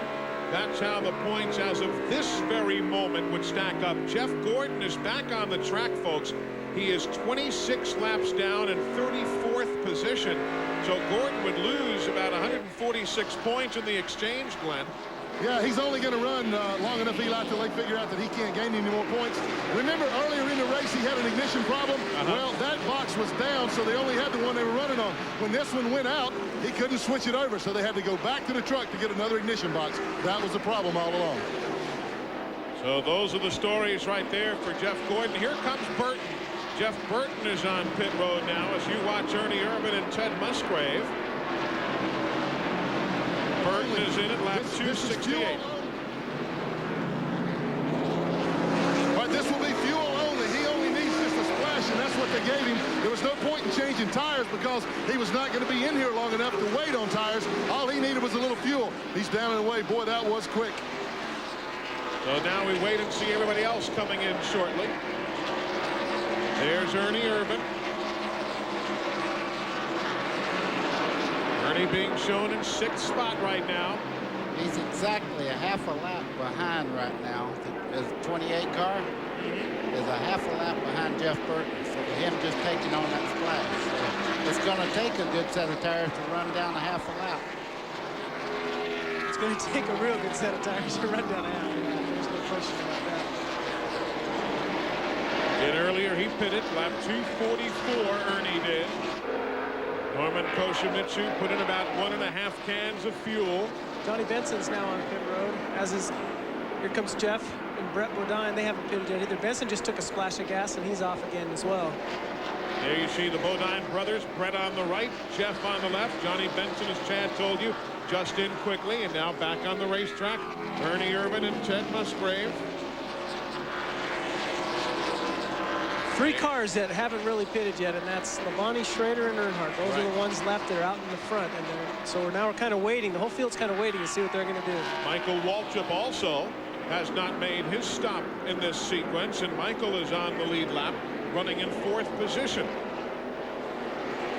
Now, wouldn't it be something if a caution came in? Wow. If that ever I guarantee you, the big old wrench in there. The guys that hadn't stopped would love to see it, but the rest of them are praying right now. We're at lap 272.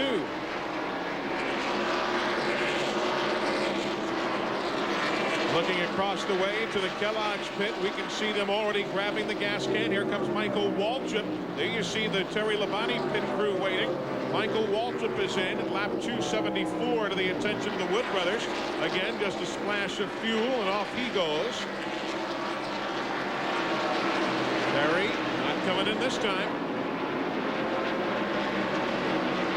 We're waiting also for Schrader and Earnhardt. And then you would cycle around to Ernie Irvan. Ernie Irvan and Dale Jarrett will then be the leaders again. Yep. Wally Donenbach is in. He'll make his final stop at lap 274. We heard that Earnhardt was going to stop on 278, so we're getting very, very close. Here comes Labonte down the pit road.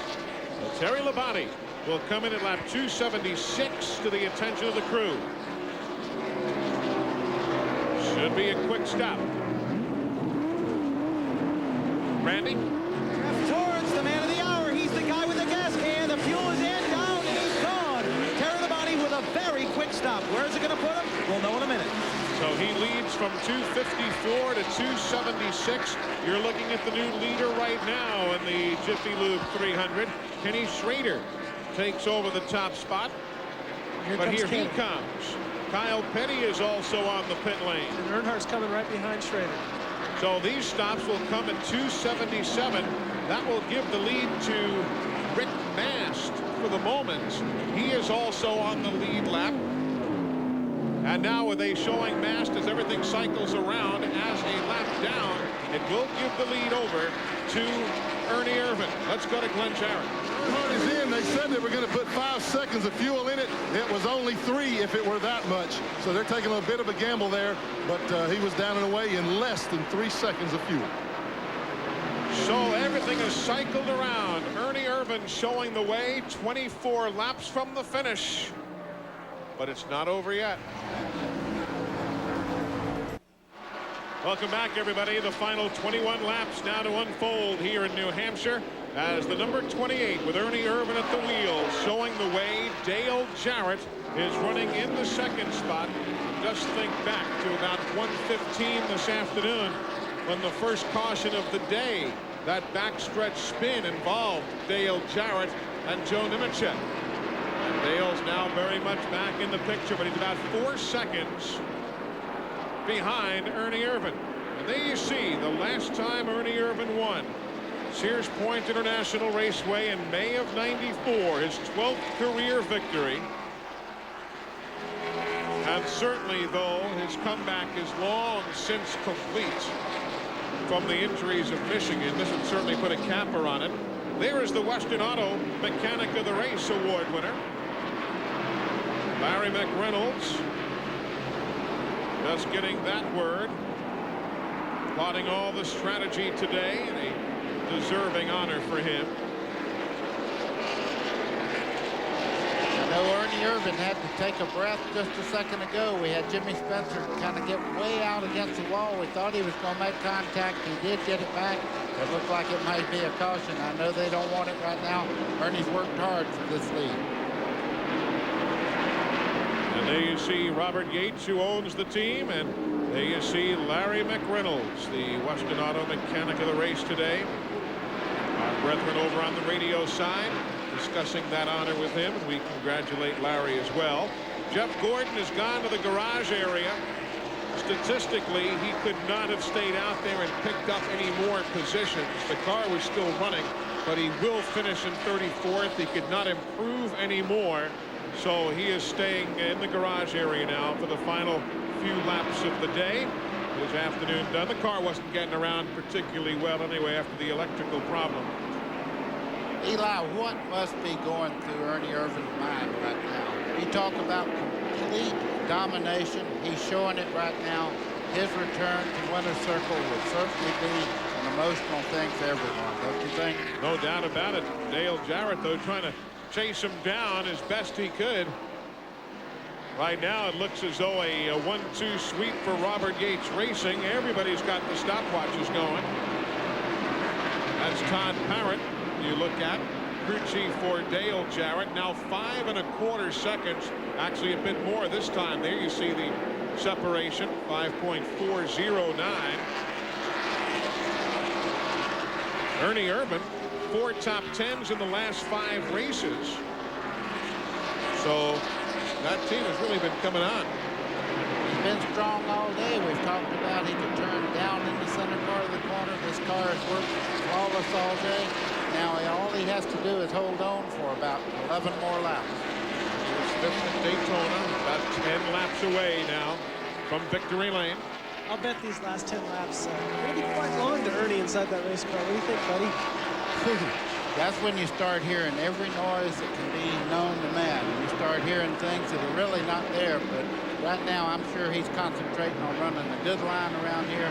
And that's what makes him a champion. He's able to do that and put all this other stuff behind him right now he just does not want to give the race away. You know, as strong as he's running too, you almost hate to have somebody tell you only 10 laps to go. But he sees that flagman will put out 10 fingers and he'll count them down for him, and the spotter's telling him just to finish the race out. But, you know, Ernie's kind of like, leave me alone. I want to finish this race, and then we'll celebrate. You know, the emotion of this whole weekend, you had the local favorite from Newburgh, Maine, Ricky Craven, get the Busch pole, and you saw the outpouring of emotion early in our telecast today as we took you back to Friday. This will be such a hugely emotional victory lane, certainly after the accident at Michigan. And like we said, there's no question Ernie's come way back anyway. I mean, the comeback was complete, but this is really going to be the cap. This is the icing on the cake. Behind Ernie and Dale Jarrett, Ricky Rudd's third, Jeff Burton is fourth, Terry Labonte is fifth, Robert Presley is running sixth, Kenny Schrader is seventh.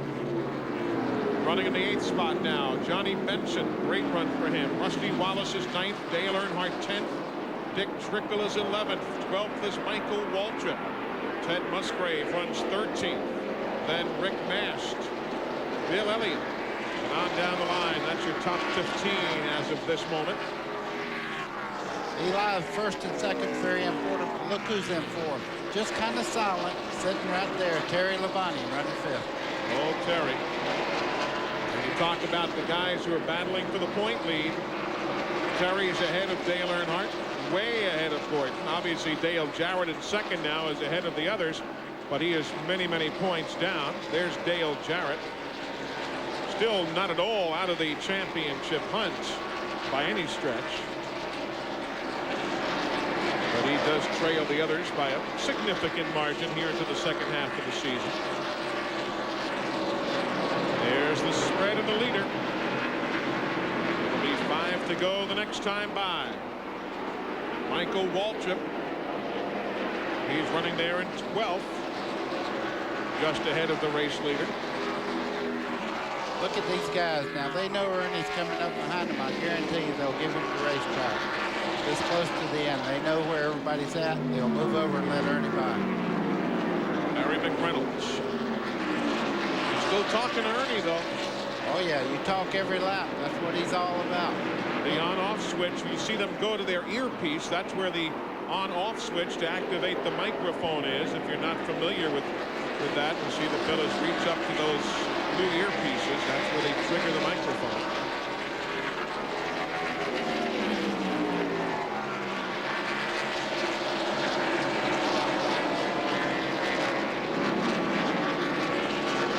They hadn't moved, and he hadn't moved to the outside. He knows what he has to do. He's got a good cushion, and that's why they're talking to him right now. They said, okay, Ernie, they're running pretty good right there. You have enough cushion. Don't do anything on the outside of the groove there. I agree with you 100%. I think what we just saw Larry McReynolds and Ernie talking about is don't push the issue here. You know, you've got a comfortable lead. You've got 4 laps to go. Let's just give yourself a little bit of a room in case something happens in front of you there. The 2018 hasn't won since Pocono last July. Randy, I bet the tension down there, you can cut it with a knife. Eli, they had talked to the 21 team, the spotters had conferred, said Ernie would like to just ride behind you as you see him mixing it up, coming in, going into turn 1 and coming off a 2, but that was a close call right there, but the tensions are definitely high. These guys getting ready to celebrate, and deservedly so. It's almost over for Ernie Irvan. Around Kyle Petty. Musgrave and Michael Waltrip ahead of him. I just karate chopped Chad over here. I saw that. I was watching him go into 3 over there, and Ernie got on the outside, scared me pretty bad. Just ahead of Ernie there moments ago. That's where the karate chop came. I'm all right, guys. They'll be coming to the white flag. Ernie Irvan trying to become the 7th different driver to win here in 1996. Eli, there's about 110,000 people that are on their feet right now cheering Ernie Irvan on. Well, if you don't have goosebumps on your legs and arms now, you don't have feelings, is all I can tell you. Taking it easy now. He's got a 6-second lead. Since Sears Point in May of '94, and near life-threatening injuries since, Ernie Irvan battled back. He's now a quarter mile from capping off that comeback. The fans going wild. Ernie Irvan, he's back in victory lane. And look at the celebration in the Texaco Haviland pit area. Randy, we see you right there in the middle of it, man. He's looking on, watching the celebration. We've got Larry McReynolds here. If I can get my cameraman to turn around for the celebration. Larry McReynolds, congratulations. A long wait over for you, this race team, and that driver who's a great one, Ernie Irvan. I mean, I don't know what to even really say.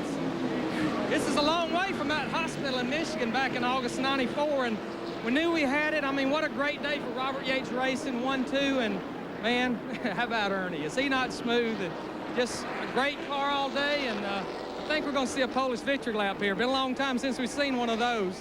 But guys in the pits did a great job. Track position was everything. I just want to say hello to Eric Horn back home recuperating from back surgery. I got an aunt in Birmingham I'd like to say hello to, and all the guys back at the shop. Got a Polish victory lap.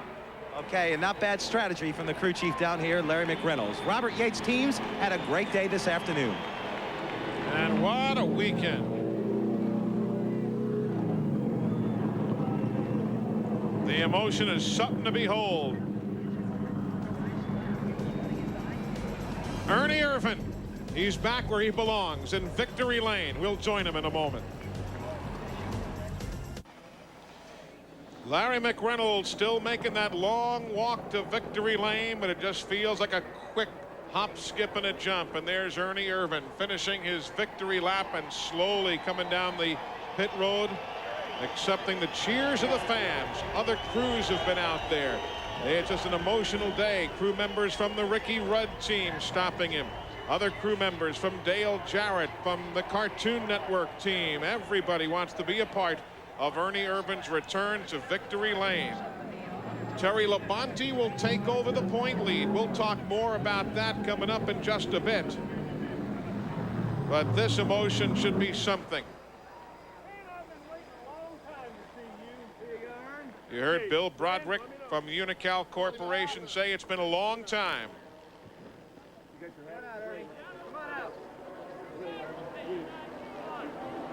It's just so special to watch. Go on up with him, Ernie. Yes! Ernie Irvan back in victory lane. First time since his injuries. Glenn Jarrett, it's all yours. Thanks a lot, Eli. And I tell you what, this thrills me to death to be the first person to talk to you. First of all, welcome back to victory lane, and I wasn't sure you were going to get here. I tell you, I did, like Larry wanted to, a Polish victory lap, and that's in honor of Alan Quickie and Davey Allison. And, you know, it's great what we've been able to do, and it's not just me, it's the whole race team. Well, Ernie, I got to ask you, those last few laps when you came back out and everybody, those pit stops cycled around, you were in the lead. I bet those last 20, 30 laps were a long time. Well, they were, but I just stayed focused on what I had to do, and didn't really think about winning until the last lap. What, in terms of what this does for you and as well as this team, you've had your ups and downs this year. I asked you about a week ago to give yourself a report card. You felt like that you told me, you said, well, I'll be back when we get to victory lane. Here you are. I think you guys are there. Well, I think so. You know, the team's really worked real hard. We struggled at the beginning of the year. Some my fault, some theirs. It's just part of it, you know. And it's amazing that we made it back to victory lane. And, you know, Daytona was great, but this is where it's all about, the Winston Cup.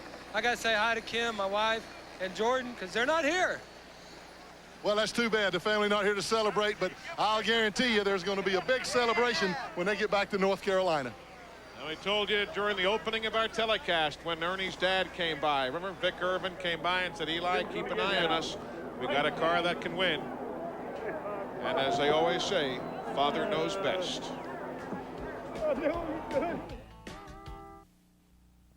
And we're back at Victory Lane at New Hampshire International Speedway, where the festivities continue. As is our custom, we give the Miller Pit Crew of the Race Award to the winning crew chief. Today, Larry McReynolds, congratulations. I know this has been a long time coming, buddy. It really has. You know, for the 28 car here, it's been a year dry spell. And, of course, for Ernie, he hadn't seen Victory Lane since May of '94. So, you know, I could do about a 30-minute interview here, but most importantly, Goodyear tires. Left side tires has got 145 laps on them, and I got to thank Goodyear, got to thank Mike Laughlin, chassis, Bob Riley for the work he does for us, the guys at the shop, the guys' wives, my wife. Thanks, Linda, for putting up with all this. But this is what we've been working for all winter. And when we sat down July a year ago and said we're going to do 2 teams as a 1-2 finish. So I've always said, don't matter which 8's at the end in first place, but it's kind of neat seeing a 28 come across first today.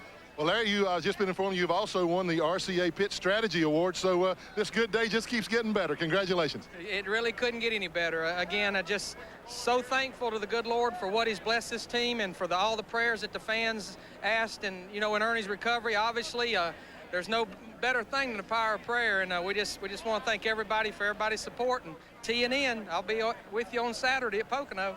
Well, we look forward to that as we look forward to all races on TNN. We'll let Larry go. We'll let Larry go right now and celebrate with the rest of these guys. A lot of happy faces down here. We'll be back with more post-race right after this. Don't forget Opryland, the official destination of NASCAR, a great family vacation idea. You can call the number you see on the screen for more information, 615-889-6611. That number is open Monday through Friday, but Opryland is open for you right now. Second place, Dale Jarrett. Randy Pemberton's with him. Nice ride for you today, Dale. You got to be extremely happy about what you accomplished in your team today, but Ernie Irvan going back to victory lane. Yeah, Randy, I'm not sure I'd have been more happy if we'd have won the race, really. I'm so happy for Ernie and Kim Irvan and for Robert Yates and everybody there, because it's just complete miraculous comeback for Ernie, and knew it was coming. It's just a matter of time, and you know, this is a great day when we can finish 1-2. No question about it. And you talk about the chassis combinations that you guys threw under those cars today. I was about half confused trying to figure it out. Somebody's got the Richmond car, someone doesn't. Low snouts, 3/4 snouts. Amazing what you guys did today. Yeah, you know, even though we may have had a little different chassis under the cars, you know, we talked a lot about what we wanted to do, and obviously we came pretty close with both of them, and it's just a great day for us. My hat's off to Todd. You know, we had never run this car on a really short track, and he put a setup under that was really good. I made a mistake early in the race and spun out, but the guys kept working hard, and we were able to get back to second and gain a few points. I'll tell you, there's been a lot of talk in the media over the past year about Ernie Irvan and Dale Jarrett not being close. You heard the emotion in Dale Jarrett's face. This guy was a happy man that his friend and co-driver was standing in victory lane today. Dale, or Glenn Jarrett? One of those Jarretts anyway. Let's see, this is Ricky Rudd. I know who this guy is. Whenever Ricky Rudd's in a need for a fix, for a good finish, comes to one of those flat racetracks or a road course. Came to Loudon today, as usual. Good, solid run. Congratulations. Well, thank you. You know, we needed a little boost. We had got a little momentum going. We went to Pocono, run second, and went to Michigan, leading it to halfway, and had a problem. And go to Daytona and absolutely fall on our face. So this is good to kind of come back up the ladder a little bit. Wasn't a win, but all in all, everybody on this Tide, Whirlpool, Downey, Exxon 4 did a great job all day. Ricky, we see the Fords come on strong here, finishing in all the top positions. Is it just the way things were dealt, or was there a reason for that? Well, I'm sure we're going to hear from the Chevrolet camp saying how they gave him that extra roof line on the short track, but I really think it's just the way things ended up at the end of the race. And Ernie was a strong car all day. Dale wasn't a whole lot better than I was. He just got it going a little bit better at the end. We just pushed all day, and I wish we had a chance to make a couple of more adjustments, but there's probably 40 guys saying the same thing, so we'll take third, I guess. Got a chance going back to another flat track next week, Pocono, where, as you said, you finished second. You guys got to really feel good about the chances from here on out, tracks that you like, that you do well on. Well, we like to think so. We got Indy and Pocono coming up, and there are good racetracks. We got Talladega in there we got to deal with, and we're going to go down and test at Daytona for a couple of days, try to get our cars up to speed for Talladega, and we'll spend a couple of days down there working on that. Once we get through Talladega, I feel good about it. Well, congratulations again on a good finish. Ricky's kind of hot and sweaty. We're going to let him go wash himself and wash that uniform in Tide. Back to you, Eli. All right, Glenn, thanks a lot. The margin of victory today was 5.47 seconds to that man, Ernie Irvan. Jeff Burton came home in fourth today, equals his best finish of the year. He was fourth at Richmond early in the season. So a lot of great stories today. But right now, the happy faces and the pictures in victory lane. We'll take a look at the points and lots more coming up. We return in a moment. Welcome back to the New Hampshire International Speedway, where over 100,000 fans are celebrating Ernie Irvan's return to victory lane in the Jiffy Lube 300. I've caught up with Jeff Burton back here in the garage area. You had another great run today, Jeff. Best one since Richmond early in the spring. Congratulations on a good effort. Finish fourth. Well, thank you. It feels really good to get to finishing where we need to finish. We've run well enough to finish in the top 5 a lot of the times this year and just hadn't executed on it. But I tell you what, it's pretty special to see the 28 car win with all he went through, and I'd rather win than him, but if somebody other than one of the Roush teams and my brother has to win, boy, that sure is a good one to win, because that guy 2 years ago was written off from being here, and there he is in victory lane. So that's pretty emotional to me. Talk about the racetrack itself, Jeff. There were seemingly some problems maybe when we started this race, but you said you didn't lose the car that many times because of that today. Well, you know, it's a shame, because the Bear family, they work so hard to do a nice job, and they do a nice job. They just can't seem to get the racetrack down, but it's not from a lack of effort, I guarantee you that. And what you had to do, you just had to respect the place. You had to be careful where you ran, and either you had to straddle the stuff or run under it, and every now and then you just couldn't do it because of the way things worked out, and then you just had to slow down. But it was, everybody gave a lot and took a lot, because that's what you got to do in a day like this. And it really was pretty much a clean race, other than normal short track racing stuff. Okay, congratulations on another good effort. Good luck in Pocono. I appreciate it. Glenn? Okay, thanks, Randy. And we're going to talk to Miss Shelby Presley here today. Hi, how are you? Can you talk to me? Well, we'll talk to her father, Robert. Robert, a great run, 5th place. You had a 4th in this same car back at Wilkesboro. We're talking here while we're off camera. You really like this place. Yeah, I tell you what, this is a good place. You know, always run good here in Busch race. Last race I won was right here in the Busch car, and you know, it just, you get used to a place, and you know it's good. And then Andy kept this car for me. We're getting ready to take it back to some racetracks later on. It's a good race car. First one they built this year. Just for the record, we've been talking all day about low snout cars and about standard cars. This is a low snout or a standard? This is just a Brad and Andy and Terry car here. They're building their own cars there now, and I don't know what it is, but I can tell the difference between it and the stuff we had last year. There ain't no comparison. Well, now, is it true that to run well at this racetrack, you got to get some good training on the gravel and dirt roads up in Buncombe County? I tell you what, that's all it was today. You know, this was just like Wilkesboro, you know, just easy on that throttle all day long. I mean, if you got on it, you was gone. You know, I got out of it twice. Gordon passed me there once for the lead, and second time there, just come off forward. I mean, it went out before I knew what happened. Well, again, congratulations to Robert Presley on a fine 5th place finish. Had a lead car there for a long time, led a lot of laps. Now let's go back to Randy Pemberton. He's with the guy that I thought had the car today. Well, he certainly did, and not only that, takes over the Winston Cup points lead. Terry, great effort from your guys. Now, they were telling me the whole race long, it's the wrong car, wrong shocks, wrong springs, wrong gear, and you were flying out there. I guess track position helped a little bit at one particular time. It did. These guys made some great pit stops, and that got us up there. And then the car, we got a lot better later in the race and got it freed up a little bit. Then there at the end, it started pushing again. But these guys did a great job in the pits, and I owe them all. They deserve all the credit for this one here. I tell you, you guys have been coming on like gangbusters, and you have to admit, you are now the Winston Cup points leader. Well, you know, I'd rather be leading than second or third, and we've got a lot of races to go. It's a long season still. But, you know, I feel like we've got a great team, and the guys in the Kellogg Chevy have worked awful hard, and our car's been awful competitive every week and pretty consistent. So we'll just keep doing the same things. Congratulations on a great effort today, Terry. A lot of guys been talking about the 3-car Earnhardt, the 24 of Gordon, but they're going to be talking about Terry Labonte at least next week. Eli? Definitely so. Thanks, Randy. Some other fellas made some pretty big moves in the points today. In particular, Rusty Wallace, I know, picked up a couple of positions, moving up to 8th overall. Ernie Irvin himself with the win today gains a couple of spots to 12th. Let's take a look and run down those point standings for you. And that is current to the moment. 18 points now, the spread between Labonte and Earnhardt. And look what happened with Jeff Gordon and those problems finishing in 34th, buddy. Wow, I'll tell you, that is a big drop. But, you know, that team can come back on a given Sunday, look for Jeff Gordon to make a good run at the championship before the year's over. And there you see Rusty Wallace. We talked about his move up as Ernie Irvin is in victory lane. The rest of the team there, you see him walking on towards their pit area. They'll start packing things up. Another super run today for Johnny Benson. Came home in 9th spot this afternoon, but also led for 16 laps midway through. Let's hear from him. Yeah, that had to be a thrill. This is his best Winston Cup career finish so far. He passed a pretty good guy, that number 3 in the closing laps there to take 9th. Good run today. Had to be a thrill to lead for a while. Yeah, it sure was. I mean, Earnhardt just got into loose stuff. It's the only reason why I got by him. So both of them weren't working that good at the end. But I'll tell you what, this Pennzoil Pontiac team, what a great job they did. They worked a couple of mornings at 4 in the morning to get this car ready and bring it here as a brand new race car. You know, all we had is Friday, a couple laps on it and qualified it. That was it. You know, we raced it. And these guys are the guys. That's the reason why we finished 9th today. Johnny, you've been to all the racetracks now. We start making the second visits to tracks we started at Daytona. Do you feel like you guys are headed in the right direction now? That first half of the season for a rookie, that can be a real learning experience. It sure can. We hope we're going in the right direction, because the first half we had some great runs, and then we've had a lot of bad runs. So hopefully it's the direction we need to go, and we'll just see. I mean, it's a new design car that we're trying. It seems like everybody's doing that now, and it seems to work for us too. So we're pretty excited about how the second half of the year is going to go, and we're going to that dreaded Pocono next week where it ran really bad. So maybe I can talk them into taking this car. Well, I guarantee you that they'll do better this coming week than they did the last time. These guys seem to have things headed in the right direction.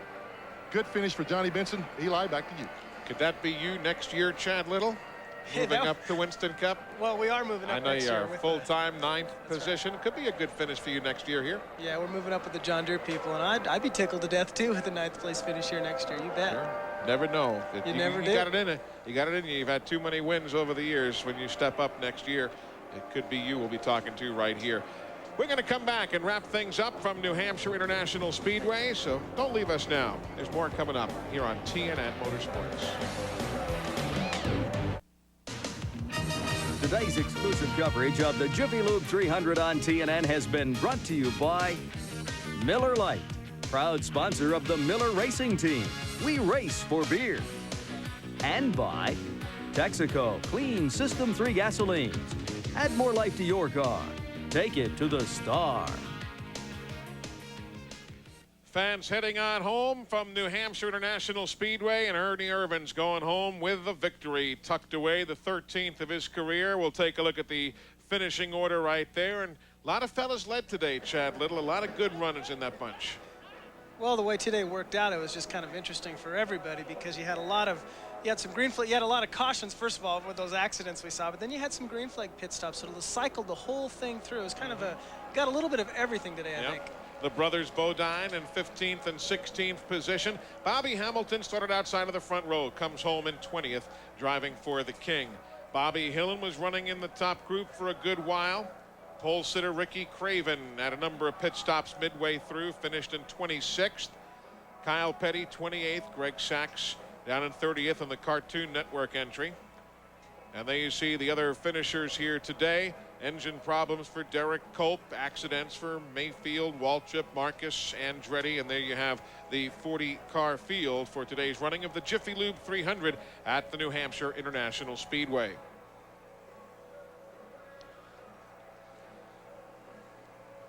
Down in the garage area right now, there is the dyno you have heard so much about, and Ricky Rudd's Tide entry going up on the chassis dyno right now. Wonder who they have at NASCAR that can fit in Ricky Rudd's seat. Well, someone's going to be down there cranking her up, and that's what's going on down in the NASCAR Winston Cup garage area right now, just about 25 minutes or so after this race has concluded.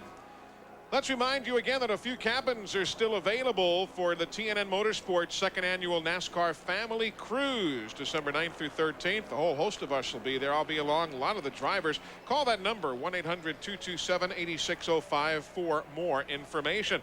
Coming up tomorrow, 8 o'clock Eastern Time, Kyle on the motorcycle, the ride across America. A number of NASCAR Winston Cup drivers and personalities, some good country music tomorrow at 8, being replayed again at midnight to Eastern Time tomorrow. Immediately following our broadcast, stay tuned for Bill Jordan's Real Tree Outdoors, followed by Buckmasters and Hank Parker Outdoor Magazine. That's all coming up here on TNN, so don't you go away. And of course tonight, the PM edition of Race Day with Rick Benjamin at the microphones. Hope you can make your plans to tune in for that. Been quite a day, quite a weekend. We've had emotion, we've had hurricanes, we've had Ernie Irvin back in victory lane. And Chad Little, we've had you. Good to have you with us again. Well, Eli and Buddy, I sure thank you. And I learn a lot every time I come up here, and I look forward to working with you again. We look forward to it again as well. And Buddy Baker, will see you soon. Glenn Jarrett, Randy Pemberton down on the pit lane in the garage area doing a fine job today. And we thank you so much for spending your weekend with us here at the New Hampshire International Speedway. Next weekend, Pocono, Pennsylvania, then on to Talladega, Alabama as the NASCAR Winston Cup Series in the middle of a busy, busy stretch. But for now, we are out of time. For all of us here at TNN Motorsports, I'm Eli Gold. Thanks for being with us, and a big hearty congratulations for Ernie Irvan. He returns to where he belongs, victory lane in NASCAR.